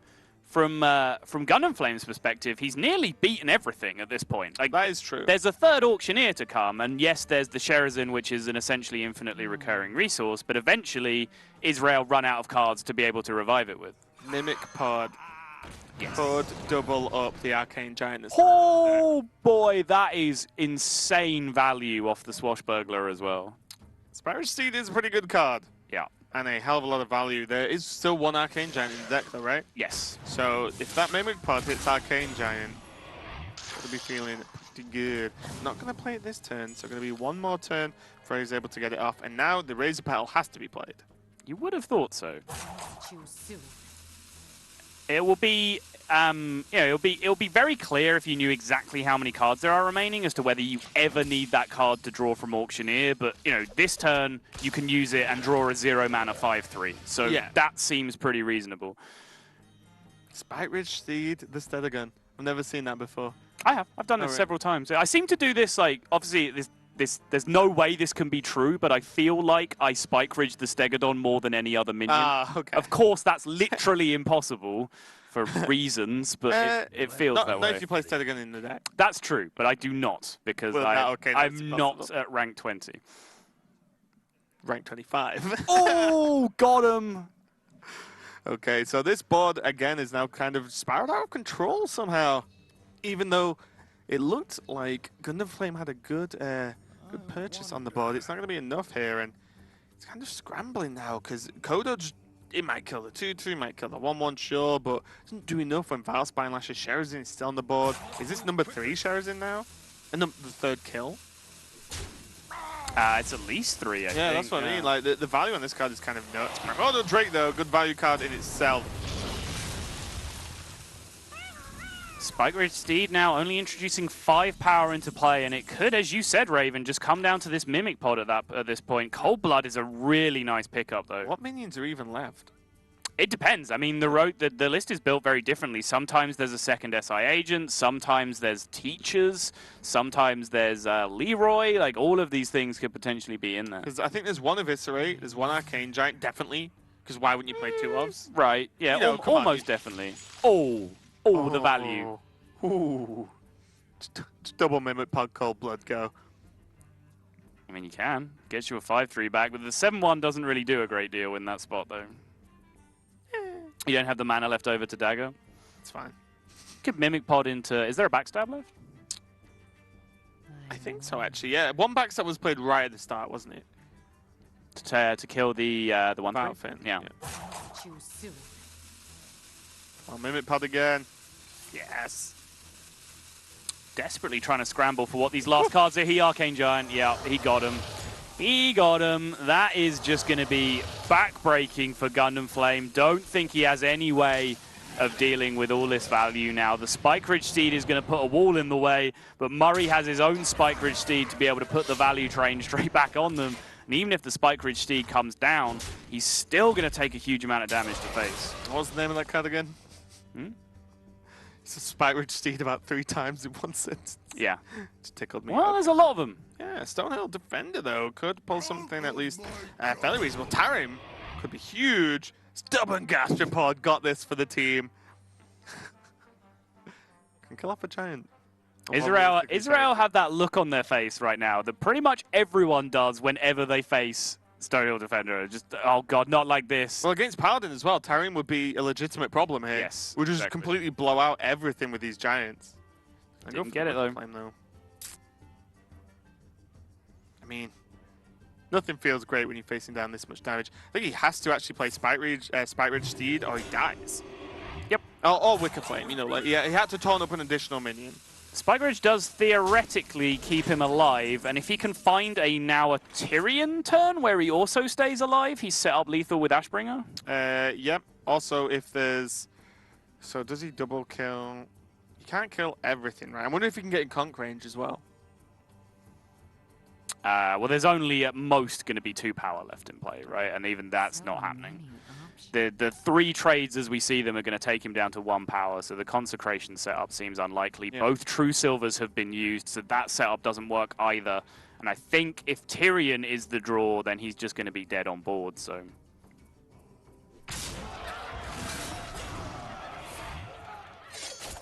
Almost out of cards. There is a teacher. Yeah. I was going to draw the teacher. I think there's just 1 more card left. Can Mimic... Well, he has to play Mimic Pod this turn, right? Does he? If there's 1 card left. I guess if he could just set up a win. Well, I mean, there's the question of does he want to draw a card right now? It does draw the card. Like, is having 2 copies of it worth pushing yourself closer to fatigue in this spot? Maybe just Spike Ridge Steed a giant all day. He's going for it. It means he probably knows what this is and he wants it specifically, and it's the Eviscerates, right? Yes, okay, exactly. There we go. Yep. That should just be game ending through just about anything. Pushes the damage, has a second of this set up. Even Tyrion coming down. Holy Wrath. No. No wild Holy Wrath appears. This is 2 taunts available. You can get a 3rd taunt. So yeah, Taunt would have to be Defender glorious, into Burn Bristle into, there you go, Pompous Thespian. I can fit Stegodon as well. Interesting. Does Sunkeeper doesn't do it, right? No. No. Because of this. Yeah, and he also knows there is an Abyss in hand because he saw one. He saw it get drawn off Mimic Pod and saw it get used. Card, yeah. Sunkeeper going to come down now, but that is, I believe, not going to be enough unless I am crazy. That's fine. The Burn Bristle, maybe it did. Did the Burn Bristle, Stonehill, and Stegodon play keep him alive? Curious. Either way, it's not a game. He was in with a fantastic shot of winning because his top deck outs were pretty much down to Tyrion at that point, which limits him. That's a 2-turn lethal that he needs to set up with Tyrion, which that's a long just isn't going to happen. Okay, and that is going to be very, very close indeed. Pretty much coming down to that Mimic pod to get the additional Eviscerate to continue the push there. And the additional Arcane Giant as well. Yeah, that's His true. Mimic Wow. pods hit Arcane Giant and Eviscerate that game. On point Mimic pods there for Team Israel and for Murray. They're going to go 2-1 up versus Japan here, so they are potentially on match point going forward. And again, I feel like this is just the beginning for a lot of these teams. We saw New Zealand take a win over Austria. Now we might say Israel take a win over Japan. Both results that the average Hearthstone viewer probably not have guessed. Yeah, absolutely. And as I mentioned at the start, this is just one of the great parts of this event. I think when you watch any major event, be it in esports, sports, mind sports, or whatever it was that we came against earlier, people love seeing underdogs. People, just love these people who don't get the chance, perhaps aren't even fully professional in what they do, just, through sheer force of will, just competing with much bigger, more important and powerful nations. Yeah, we're moving on to potentially the last game of this series. It's Yonatan versus Aqua, and it's going to be warrior on warrior. It's a weird moment when we're hoping for pirates. I really hope it's pirates. Well, we did see some Pirate Warriors last week. I think most notably, and I'm sorry to bring up this, especially because we're both on the Death Soul, but Firebat's Pirate Warrior versus, it was Jambray. That was a hell of a Pirate Warrior too. That guy knew how to Pirate Warrior. Just got him. Yeah. And then we see on the flip side, Tice, when he played against Pirate Warrior, having 2 Glocker Crawlers in hand, felt pretty sweet. But yeah, it's going to be a Warrior mirror. It is difficult to imagine a world where at least one of these players isn't playing the Taunt Warrior, maybe even both. And we saw how that one played out in the match earlier, or the game earlier, sorry, with Patra versus Wife Coach. And it pretty much was whoever got the quest done first. I mean, in a very commanding position. I said it at the start of the matchup before it even happened, and I wish it had played out differently. I would love it to, but it unfortunately just didn't. So Aqua is on the line now for Japan. He has to win, or Japan is losing this series. It's a first of 3 format in terms of taking home the series. And Aqua isn't really a player we've talked too much about, but he had a lot of success in the APAC playoffs for the previous season that just recently passed. He missed the cut. I'm not quite sure on his final positioning, but I know he was still being featured on stream very late on. I remember the game that he played against Blad, which I believe was at 4-2 at the time. Yeah, I think so. So I'm not sure on his final record, but he was still. I believe he went through the Swiss with a positive record, which is an achievement in itself when you're up against the very best players in the region. I think it was either tiebreaker or it was that one game out. It was, I'm pretty sure, no more than that. So we'll see what he can do now, as we can see both players, to the joy of everyone, are playing Fire Plume's Heart. So it is going to be the Taunt Warrior versus the Taunt Warrior. Already, though, we can see Armor Smith in Yonatan's opening hand. So he's definitely playing the more almost feels like an all-rounder version now, as opposed to the other list without it. Because although it's kind of tech for Freeze Mage, it's also kind of good versus Pirate Warrior, for example. So it's kind of just an averagely good deck, as opposed to the cards without this, which I feel are actually just better in some other matchups, like control matchups. Yeah, I think it's just wise to bring this version. I expect most versions that we see will have, the Armor Smith Shield, Block Shield Slam, etc. that's been popularized recently in response to Freeze Mage. The week 1 meta that we saw, I think Monsanto was already playing and posting about Freeze Mage at the point we broadcast last week, but it hadn't really caught on with anyone else. No time to practice. No one else really believed him yet at that point. And then people tried it out, and we all established Monsanto as our Lord and Savior. It's not often that Laughing posts a Freeze Mage list and says, yeah, this list's perfect. And that's basically pretty much what he did with Monsanto's list. And it's not his list. Yeah, exactly. That's the scary thing. So now that Freeze Mage is back as a dominant force, and you'd be expecting most of the countries to be bringing Freeze Mage, it just makes sense to have your Taunt Warrior at least have a chance against Freeze Mage. Because without Shield Block and Armor Smith, you lose. You do just lose, yes. Okay, so nothing too crazy to start off, as imagined in this matchup. Both players equipping the quest. Even though we don't have it on the upper screen, obviously both players did start with it and equip it. Is the main way to win in most matchups, and especially this one. Tar Creeper coming down for Israel here, and getting off to a very quick count. Stonehill coming down for Aqua and from Japan. Fantastic card for Quest Warrior. Of course, it's a fantastic card for just about any class in the game, but Quest Warrior in particular, it's just that 2-in-1 taunt activator. It's exactly what you need. You can react to the situation. You can pick a higher value card or a bigger taunt if you're trying to block some aggro. If you're trying to just rush your quest, you just pick the cheapest thing there and just get going, or just whatever fits into your curve the most naturally. I think Daihon actually overall is just the highest value card, so no surprise to see Aqua pick that one up. He had no real curve anyway going forward, so going for the 5-drop seems pretty reasonable to me. You know, the Stonehill defender for Israel. I love the look over my shoulder. Do it. 3-drop on 3, guys? Yeah, 3-drop on 3. Yeah, all right, let's go. That's one. That's one. Yep. Daihon action, guys. Yeah. There are some moments where Public Defender is actually really good because it's cheap. Yeah, we've seen cost 2. We've seen multiple games where it's actually this play has happened and Public Defender's been the 2-mana squoze in the turn to actually prop the quest. And he looks like he's going to go for it. Interesting. Aqua will now have his moment of 4-drop on 4. Yep, 4-drop on 4. Seems good. I really don't like this deck. I don't know if anyone's got that impression yet. You're right over there. No. Okay. I imagine this isn't going to be an attack from Japan. This is, again, something, you know, you mentioned a little bit, Sol, is like when to attack into the Tar Creeper, yeah. For example, or you could just 1-for-1 into the yeah. I Stonehill. wonder about that attack a lot more. Whether the 1-4 into 1-4 trade is worth it here. It probably isn't because you know you don't have War Axe. You don't know whether your opponent has War Axe. Also, sleep with the fishes as well. Very right? true. Those, yeah. Then suddenly the 2 attacks can actually make. That's a fair. difference. Yeah. That's a good point. Yeah, I think passing ends up being correct. Spellbreaker. Hello. So just so you know, you don't silence a taunt and get -1 off the off the count. That would be funny. But yeah, it's gonna be a 4-drop on 4. Might actually be worth Spellbreaker and the Bloodhoof. Okay. It doesn't have taunt though. Misplay. Is there a Fiery War Axe play that makes any sense? I mean, you can make 4 with 2/2s this turn, which is still well within the Taunt Warrior philosophy. That's true. That is true. As long as you feel like you curve, it's fine. You can even Whirlwind Stonehill Defender if you really wanted to, but that seems like an inadequate play. And I wonder whether the choice to take Public Defender last turn was actually deliberate, giving themselves the option to make this exact play this turn, like War Axe plus Defender, because it keeps your head on the board, right? Right, because like you were mentioning that like Public Defender as a cheap taunt does actually have some merit in this matchup a lot of the times, just because it rushes you to the quest, which is the entire goal.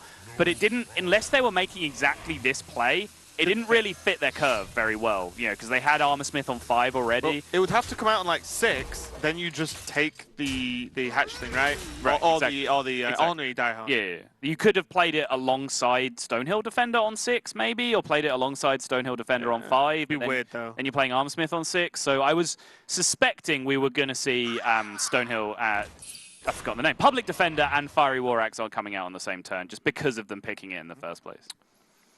5-drop on 5 for Aqua.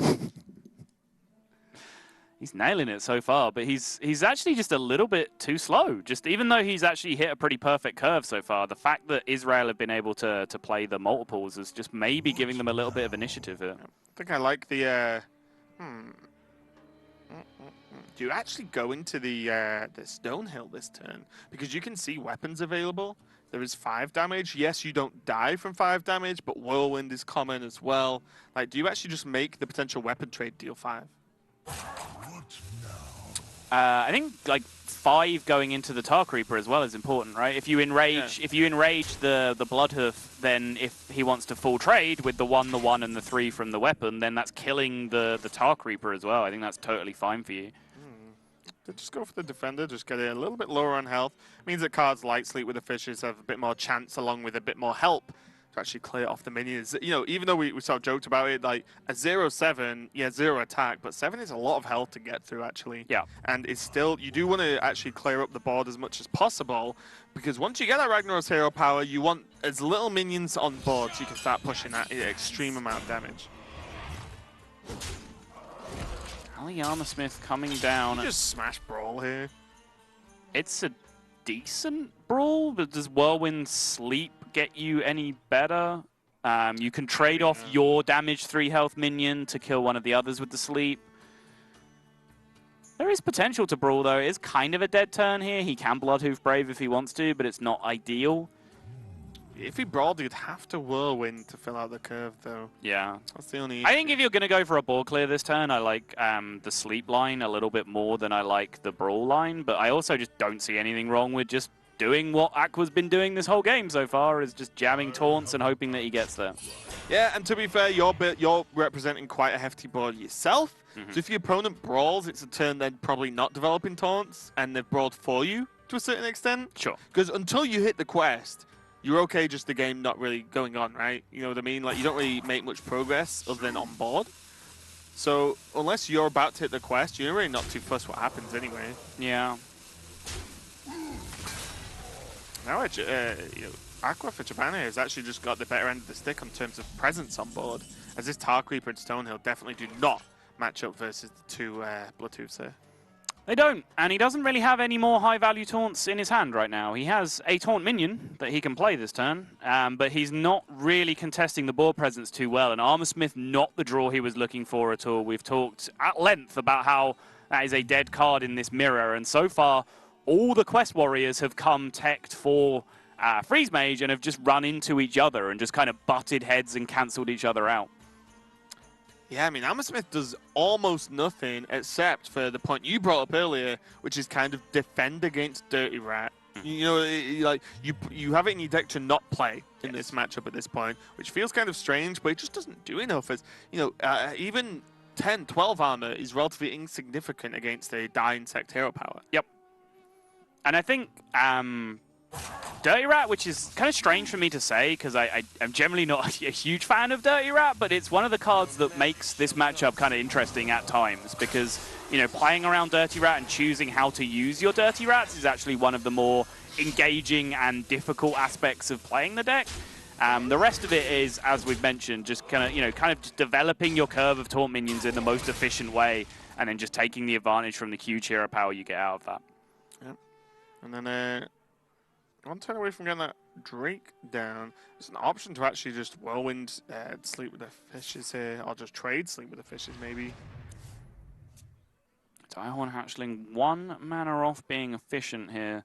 I think Israel are 1 taunt ahead currently. I think they're up 5-4 over Aqua and Japan. So they do have the slight initiative. They could even, I think, if I've kept track of that correctly, finish the quest next turn with Stonehill Defender if they get a cheap enough taunt offered to them. And you probably would just take something as cheap as possible, right, to fit in that same turn? More than likely, yeah.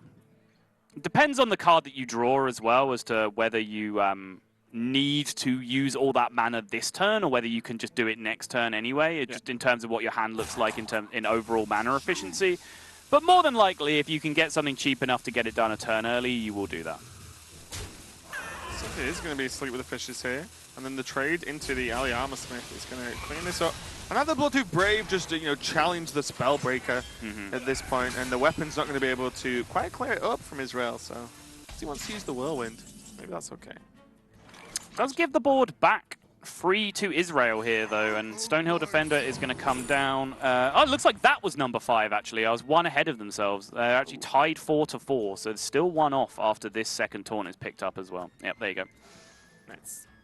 So probably Fen Creeper here. Shield Bearer is very cheap, but you probably got the time.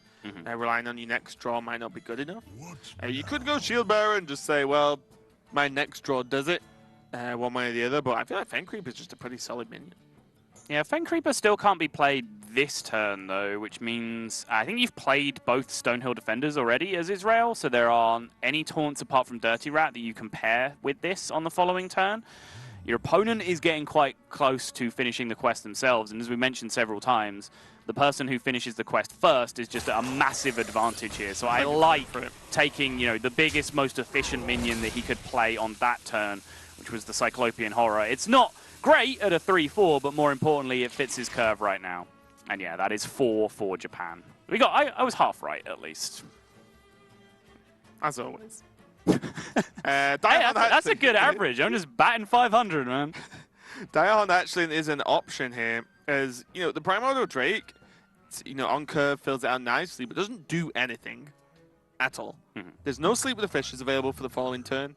And then the 2 damage doesn't make a difference. They probably just trade into the Drake anyway, or one of them might to proc and execute. I wouldn't mind just Diehorn armor up here. I'm going to go for the Drake though, just getting a big boy on the board. Aqua disagrees. Taunt number 5. He has resumed standard Quest Warrior play. The 8-drop comes down on a Ravaging Ghoul. Not what Israel need, though. They have just run dry at this point. Their best draw was just any given taunt. Their second best draw was Acolyte of Pain, just to start cycling through and get more resources, and then, eventually, by extension, get into that taunt that they need. But now the window is open for Aqua and Japan to leap through and square this series back up, because Israel, after getting out ahead early on, have just run dry later in the game. Yeah, gonna gain some armor with this armor switch. Just get it down now. Barely any minions available anyway. And the execute's gonna come out to clear up the Drake and just start pushing some damage with this horror. And yeah, this is kind of tough. This is the one spot here. There's Diehorn Hatchling is available. Unfortunately for Aqua, no weapon though. A weapon, Fire Warwick would be really nice now to be able to just start chipping away at these smaller guys. But yeah, it's just going to be armor up so far, saving the execute for a much bigger threat. Straw taunt? Nope. Ooh, whiff number 2. That's a huge deal. That means Japan finish first, and that means that the initiative is going to be in the hands of Aqua. Yeah, it's actually just flipped everything around here. What could have been a pretty straightforward, if Israel got it off last turn or this turn, sorry. Saul's making me laugh. You child. Don't blame me. Wow. They could hear exactly what happened at home there. They can work it out. They're all smart people. They knew exactly what was going on. Yeah, we're talking about the taunts. Yes. So now that Aqua's going to finish the quest first, it does actually change everything. You're right.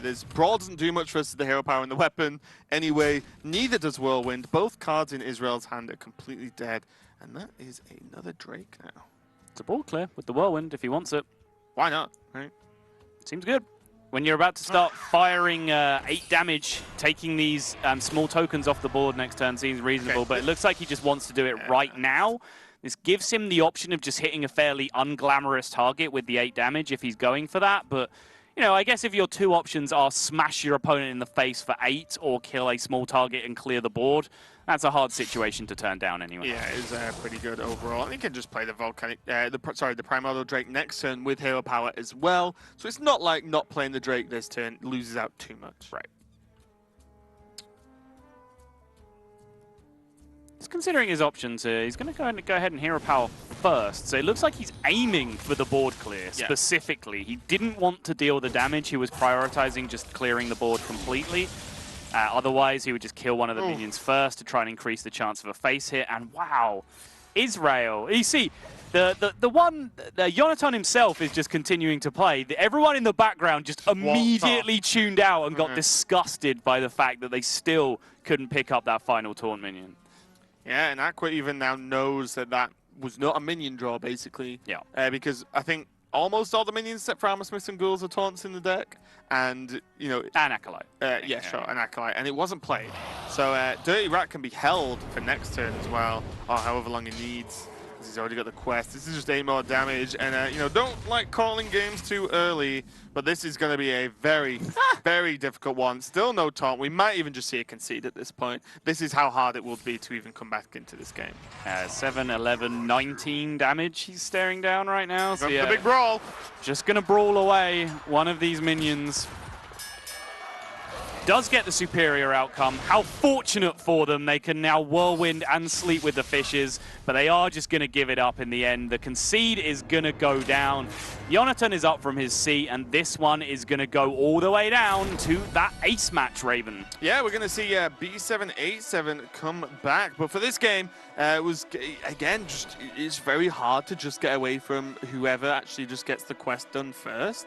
Just snowballs out of control. I think the only time I've ever seen it go really close is when the quest is literally one after the other. Right. And then, the hero powers then become very important as to where exactly they hit on the board in terms of clearing up the board. But in general, if someone's just even one turn ahead in the quest, like one full empty turn, then it's extremely difficult to claw back. Yeah, the difference there was that Israel were significantly ahead in terms of the game we saw before with Wife Coach and Pathra. I think it was playing it out. It's a bit closer. Israel got significantly further ahead, but then just completely ran dry on drawing taunts. Whereas in the Wife Coach Pathra game, it was one-sided and it stayed one-sided throughout. So that was a slight difference there. But you know, the Quest Warrior mirror is now out of the way, and we're going to come down to Glacier on Druid and B787 stepping back up with his Shaman. Glacier and B787 already played earlier on. It's just a coincidence. They're both nominated as the ace players and then got matched up against each other in the pick order through the first 4 games. But now it's going to be B787 looking for revenge with the Shaman. And it looks like his Warlock, or their Warlock rather, was almost nominated as a 9th deck because they didn't want to play it, because he chose not to pick it up in the ace game. Chose to go with the Shaman instead, which was his 2nd deck during the main first 4 games as well. Yeah, and Priest was already used as well for Glacier, so he couldn't pick that, and he chose the Druid instead of the Hunter. I believe it was, yeah, Druid and Hunter on the bottom, I think. So, yeah, it'll be interesting to see what type of Druid this is, really. I feel like Druid is in such flux at the moment. Whenever I think, okay, you know, aggro Druid, we see something else, and then we see something else, and then we see something else. We saw some heavy ramp decks last week, along with aggro decks, along with, you know, the Jade lists as well. So, I just wouldn't even know what to expect going into a game at the moment versus Druid. Yeah, I mean, it's a great point. I really like aggro Druid in terms of just in terms of power level. I think it's a very strong deck. But I know recently a lot of people have had success with the Frozen style heavy ramp list. And I've run into a couple of people recently at fairly high legend who are just jamming Jade Druid again. I know there's a couple of them up there at the moment. So all of these archetypes are viable in their own right. And this could be anything coming out from Israel here. But he chose to queue it into the option of, what would he have, Warlock or Shaman to come up against? Does that suggest anything in particular if you're expecting probably Zoo or an Elemental Shaman? If those 2 decks are in the most common forms, there's an outside chance of Handlock, Sifka Lock, maybe an Aggro Shaman as well. Does that suggest either way? I don't really think it does too much, right? I think that the Warlock and the Shaman are 2 different styles enough to not suggest too much, because what Zood is good at is not what Shaman's good at a lot of the time, in terms of, well, Shaman has really strong AoEs, right? You know, and Zood just has a board. But we are into the game now. This is the decider. Elemental Shaman versus, I spot an Anaconda, a very sophisticated one with the ways on. Got the hand that isn't its hand. It does look like it should just have a snifter of brandy. Yeah, exactly, in that hand, 100%. Right? Yeah. Can we get that edited on, please? Either someone in production or Blizzard. Change the art. We'll wait. Yeah, we're actually not going to continue with this game until this is done. This is an official request. But now this is the heavy ramp Druid from Israel. We can see Moonglade Portal swooping back into the Druid lists. Been gone for quite a while. But now it's one of the key cards, helps develop a big dude, and just an extra little bit of health for this deck, because it can, you know, have a bit of a rough opening a lot of the time. Well, more importantly, you also just have a bunch of minions with 8, 10, 12 health. So, like, the ability for Moonglade Portal to just get repeat value out of the huge dudes that you play in this deck is the big reason why it's come back in. And the actual self-heal in the deck is more often in the form of Fel Rage and Earthen Scales. Like, Earthen Scales on its own, even if you only play one of them in the deck, it's quite often just enough to be as much healing as you could ever possibly need in this particular deck. Well, as you see on Japan's side, in B787, playing the Elemental Shaman, we see hexes, which are going to be huge. But the problem is, are there enough hexes? No. Because if you look at an average deck list, like the screenshot, the image of it, the curve's pretty reasonable. Normally halfway down the list, you're about 5 mana. Not with this one. About 1/10 of the way through the list, you're at 7 mana or something. The curve is so high, it's kind of ridiculous in general. Obviously, we don't know the exact list Glaze is playing, but if 2 hexes don't get you enough tempo to win in this game, I feel like you know, B7 is going to struggle quite a lot here. Yeah, it's the only deck I've seen where you can play Bright-Eyed Scout and be confident that it actually discounts you more often than it doesn't. Yeah. I know Admirable loves Bright-Eyed Scout. Well, I mean, the thing that people really miss about Bright-Eyed Scout is that it draws you a card. Like, if it like costs 5 and it was a cheap card to begin with, that's annoying, but you still have the next card in your deck in your hand a turn earlier than you would have done otherwise. That's what drawing a card does. So a 4-mana 3/4 that draws a card is just pretty strong. It doesn't matter what it does to that card afterwards. Second Moonglade. Know what Glacier is going to want? Missing a ramp up until next turn when the Maya Keeper comes down, and the Maya Keeper is going to be forced to ramp. You know, P7 not off to the most aggressive start. Flame Tongue would, you know, provide some damage out of nowhere, but in general, you just need to ramp with this deck. I don't think I've ever seen anyone play it any other way. Just going to go ahead and Hero Power. Not too much to do so far, and nothing looking too promising going forward either in terms of real explosivity. Maya Keeper into the Moonglades, as you said, is going to help him just ramp up and start get going a little bit, but he doesn't have those absolutely back-breaking plays where you just innovate super early, get down a giant Anaconda when you have a Yashiraj in your hand, you know, all this kind of nonsense that this deck is capable of. It's at least being a little bit honest in that regard in this matchup. Well, we saw as well last week Barnes into Anaconda, Yes. Anaconda, into Deathwing, I think it was. Yeah. Which is just, yeah, what are you going to do? Hex would help with that, of course. But yeah, you know, none of these early cards are going to do too much. Ysera, for me, one of the strange choices in this deck because it's not a 5-attack minion. It is a dragon, though, and you do play Deathwing Dragonlord most of the time. Okay, yeah, that's true, that's true. It just feels bad when you... I've seen this situation more than once, Giant Anaconda and Ysera in hand. Right. Which is frustrating at best. Yeah, you kind of get into this spot of, you know, how many plus 5-attack minions are actual quality Hearthstone cards. Because, you know, I watched Dog encounter this exact scenario. I need one more big high-attack dude in this deck, and he ended up with Ultra Sword. That sounds okay to me. That's kind of where you are when you start getting that deep into having, you know, huge attack minions in your deck. I do like Glacial Shard as a choice here, believe it or not. I think against a heavy ramp deck with big dudes, freezing one for 1 mana, I'm okay with, and also it's a very cheap elemental proc going forward. Stone Sentinel does have merit though, because of the 2/2/3 taunt. I think Earth and Elemental is less so, because of how heavy the overload is. Really? You like the high attack on the Elemental, right? Yeah, I'm just taking Earth Elemental and killing him. That's my plan. You're not gonna sit around and outvalue this deck. They're gonna like swarm you at some point.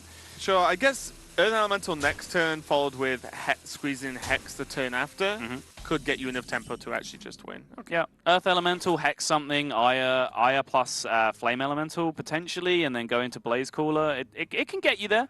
It can get the job done.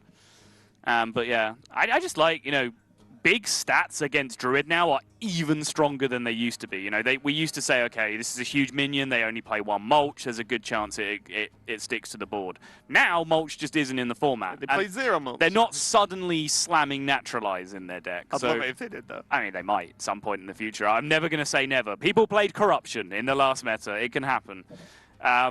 But yeah, if you just have a huge pile of stats to jam early on, especially with Earth Elemental, which is, you know, kind of an innovate effect in itself, you know, Overload just kind of being reverse innovate in that regards, then that's just a huge benefit. You can just get out ahead of the Druid, really start putting pressure on them, not give them all the time they need to ramp up.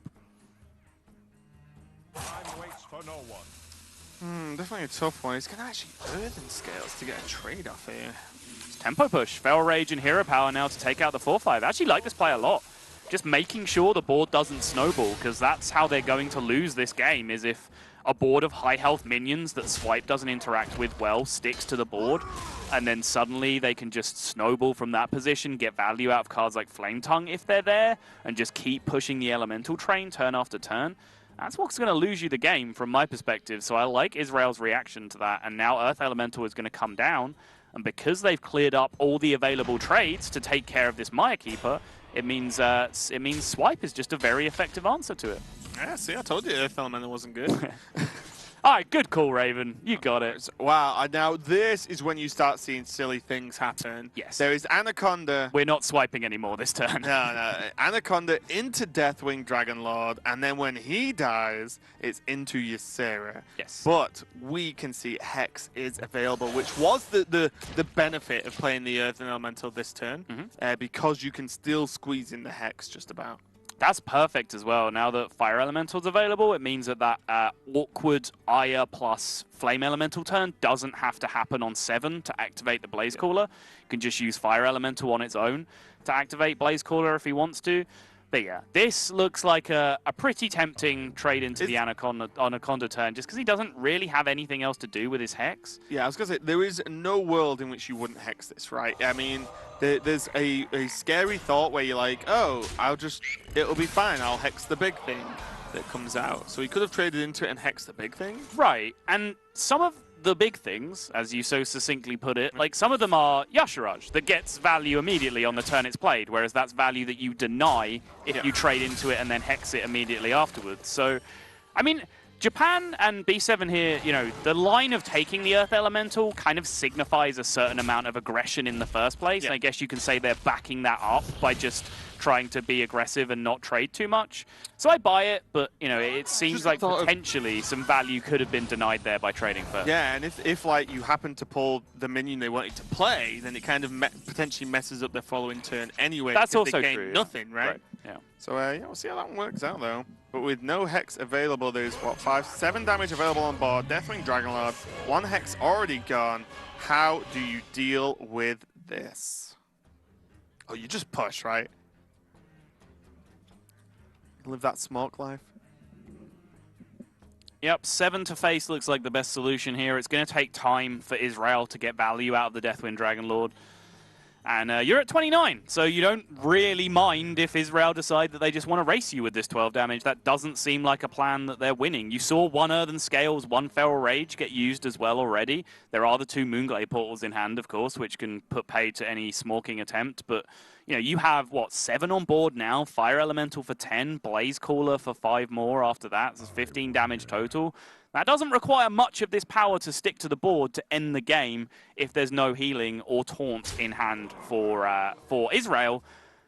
The downside of that plan is that this deck is largely comprised of healing and taunts. Yeah, I do like the way this working this in though. The Tar Creep is going to be really nice. You still get extra burst from the Fire Plume Phoenix, and then you can still Blaze Caller next turn. You can still Fire Elemental if you want next turn as well. Sure, I like this too. This is looking nice. Moonglade Portal, it's going to have to be played. Looking for a taunt here. I got the best deals anywhere. Auctioneer picked up. Swipe the most damage it can take off the board. It's the same either way. If you swipe the 3/3 or the Ire, they both take 3 damage off the board. Or 4 damage, including the 1/1 that gets taken out as well. Sure.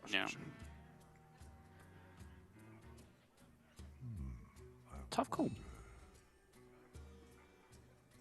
Yeah. 5, 6, 7, 8, 11 damage on board. So yeah, unless they swipe, they are dead to Blaze Caller next turn. So I imagine the swipe is always happening. Do you ever swipe on the Fire Plume? Because it actually removes more minions from the board because of Flame Tongue. I mean, I guess that's as good a tiebreaker as any. Like I said, yeah, it's close. Obviously, yeah, Fire Plume and Ire just both remove the exact same power off the board, no matter which one you swipe. So yeah, I guess this makes sense. Looking for the Innovate off the swipe, don't hit it, and that means there is now 7 damage left in play, meaning Blaze Caller will make it 12, and they're just that little bit short for now. But the Auctioneer coming off Portal is actually a big deal because we said Israel need a taunt to come off the Moonglade Portal. Auctioneer doesn't literally have taunt, but the fact they're not dead on board, you can't kill them. It kind of has taunt. Well, the problem is drawing into cards like Earthen Scales as well. Exactly. Could just lose you the game instantly if you don't kill this Gadgetzan. Right. So is this going to be... I'm looking at like potentially Maelstrom and actually Fire Ellie the Auctioneer and then push face with everything else? Does that ever get you there? Me personally or B7? Well, I would hope that you and B7 are both entirely optimal Hearthstone players. Well, that's true. Yeah. Okay, well, it's as close as B7's going to get here. Still, the 12 damage from the Deathwing Dragonlord isn't going to be enough. Sogchamp. Is Sogchamp good enough, though? It's 9 health of taunt. He trades through the Fire Ellie. 6. Yeah. I mean, yeah, it eats everything on the board pretty much. There's 1 damage that gets to go face plus the Blaze Caller. Well, you Blaze Call the... If he storms... Right, yeah. So if he storms and Blaze Callers... I mean, obviously, for Israel, this play was good enough to keep them alive on the board, which is what they care about. But now for B7, if he high rolls the Storm at 3 and then Blaze Callers... That's 8 on the Sogoth. It trades in 1, that's 9, and that would be lethal. So there is a 50-50 lethal opportunity. There are no here. taunt dragons in the hand for Japan to actually worry about from Deathwing Dragonlord after this Lightning Storm here. So let's see.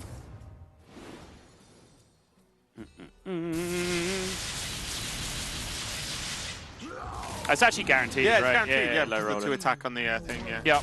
It's gonna pull the Ysera, but Japan take it. Job done. B7, although losing his first game, redeems himself for Japan. I'm not even surprised to see him wearing the shades. He does it every single time. Flick the shades on there for a second. Not a surprise at all. And it's going to be Japan take a very, very close series over Israel here.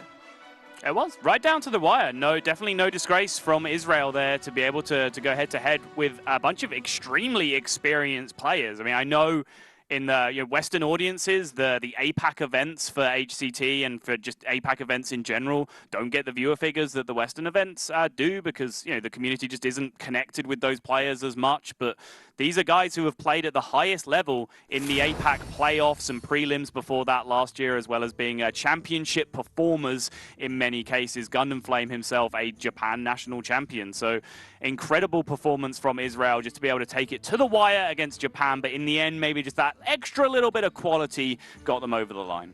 Yeah, and also as well, a bit of a risk in itself bringing that Druid deck because it is just potentially open to, some aggressiveness, some going wide on the board decks as well, like Elemental Shaman can be. So, they did be a little bit risky with that Druid deck, but still it was a lot of fun to watch. I wish we saw something crazy happen. I loved it last week when we saw the Anaconda into Anaconda was kind of great. It was getting there. I mean, yeah, we got Anaconda come down, it got Hex. We did get the Deathwing Dragonlord coming out with the ability to pull Ysera. Maybe that could have been good enough. But we talked about the Hex decision from B7.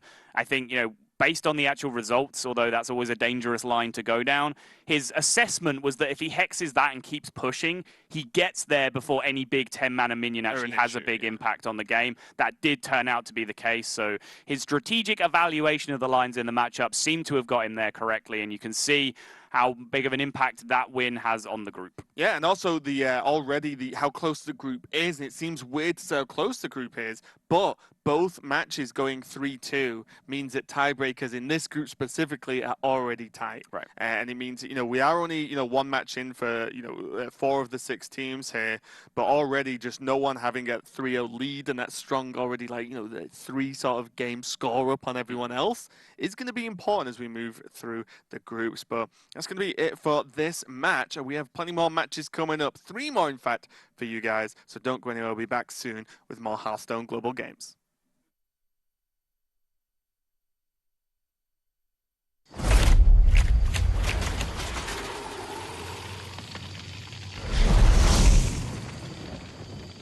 We're almost there.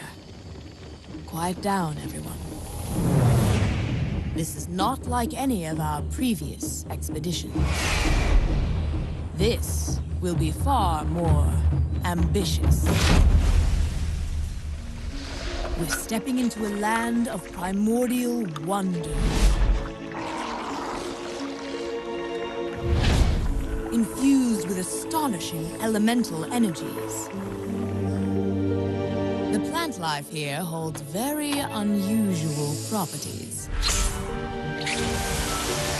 So don't touch anything. And while you may be excited to see the local fauna, you might want to make sure they don't see you.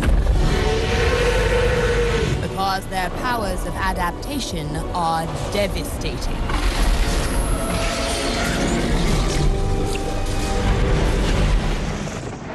Make no mistake, we will be tested at every turn.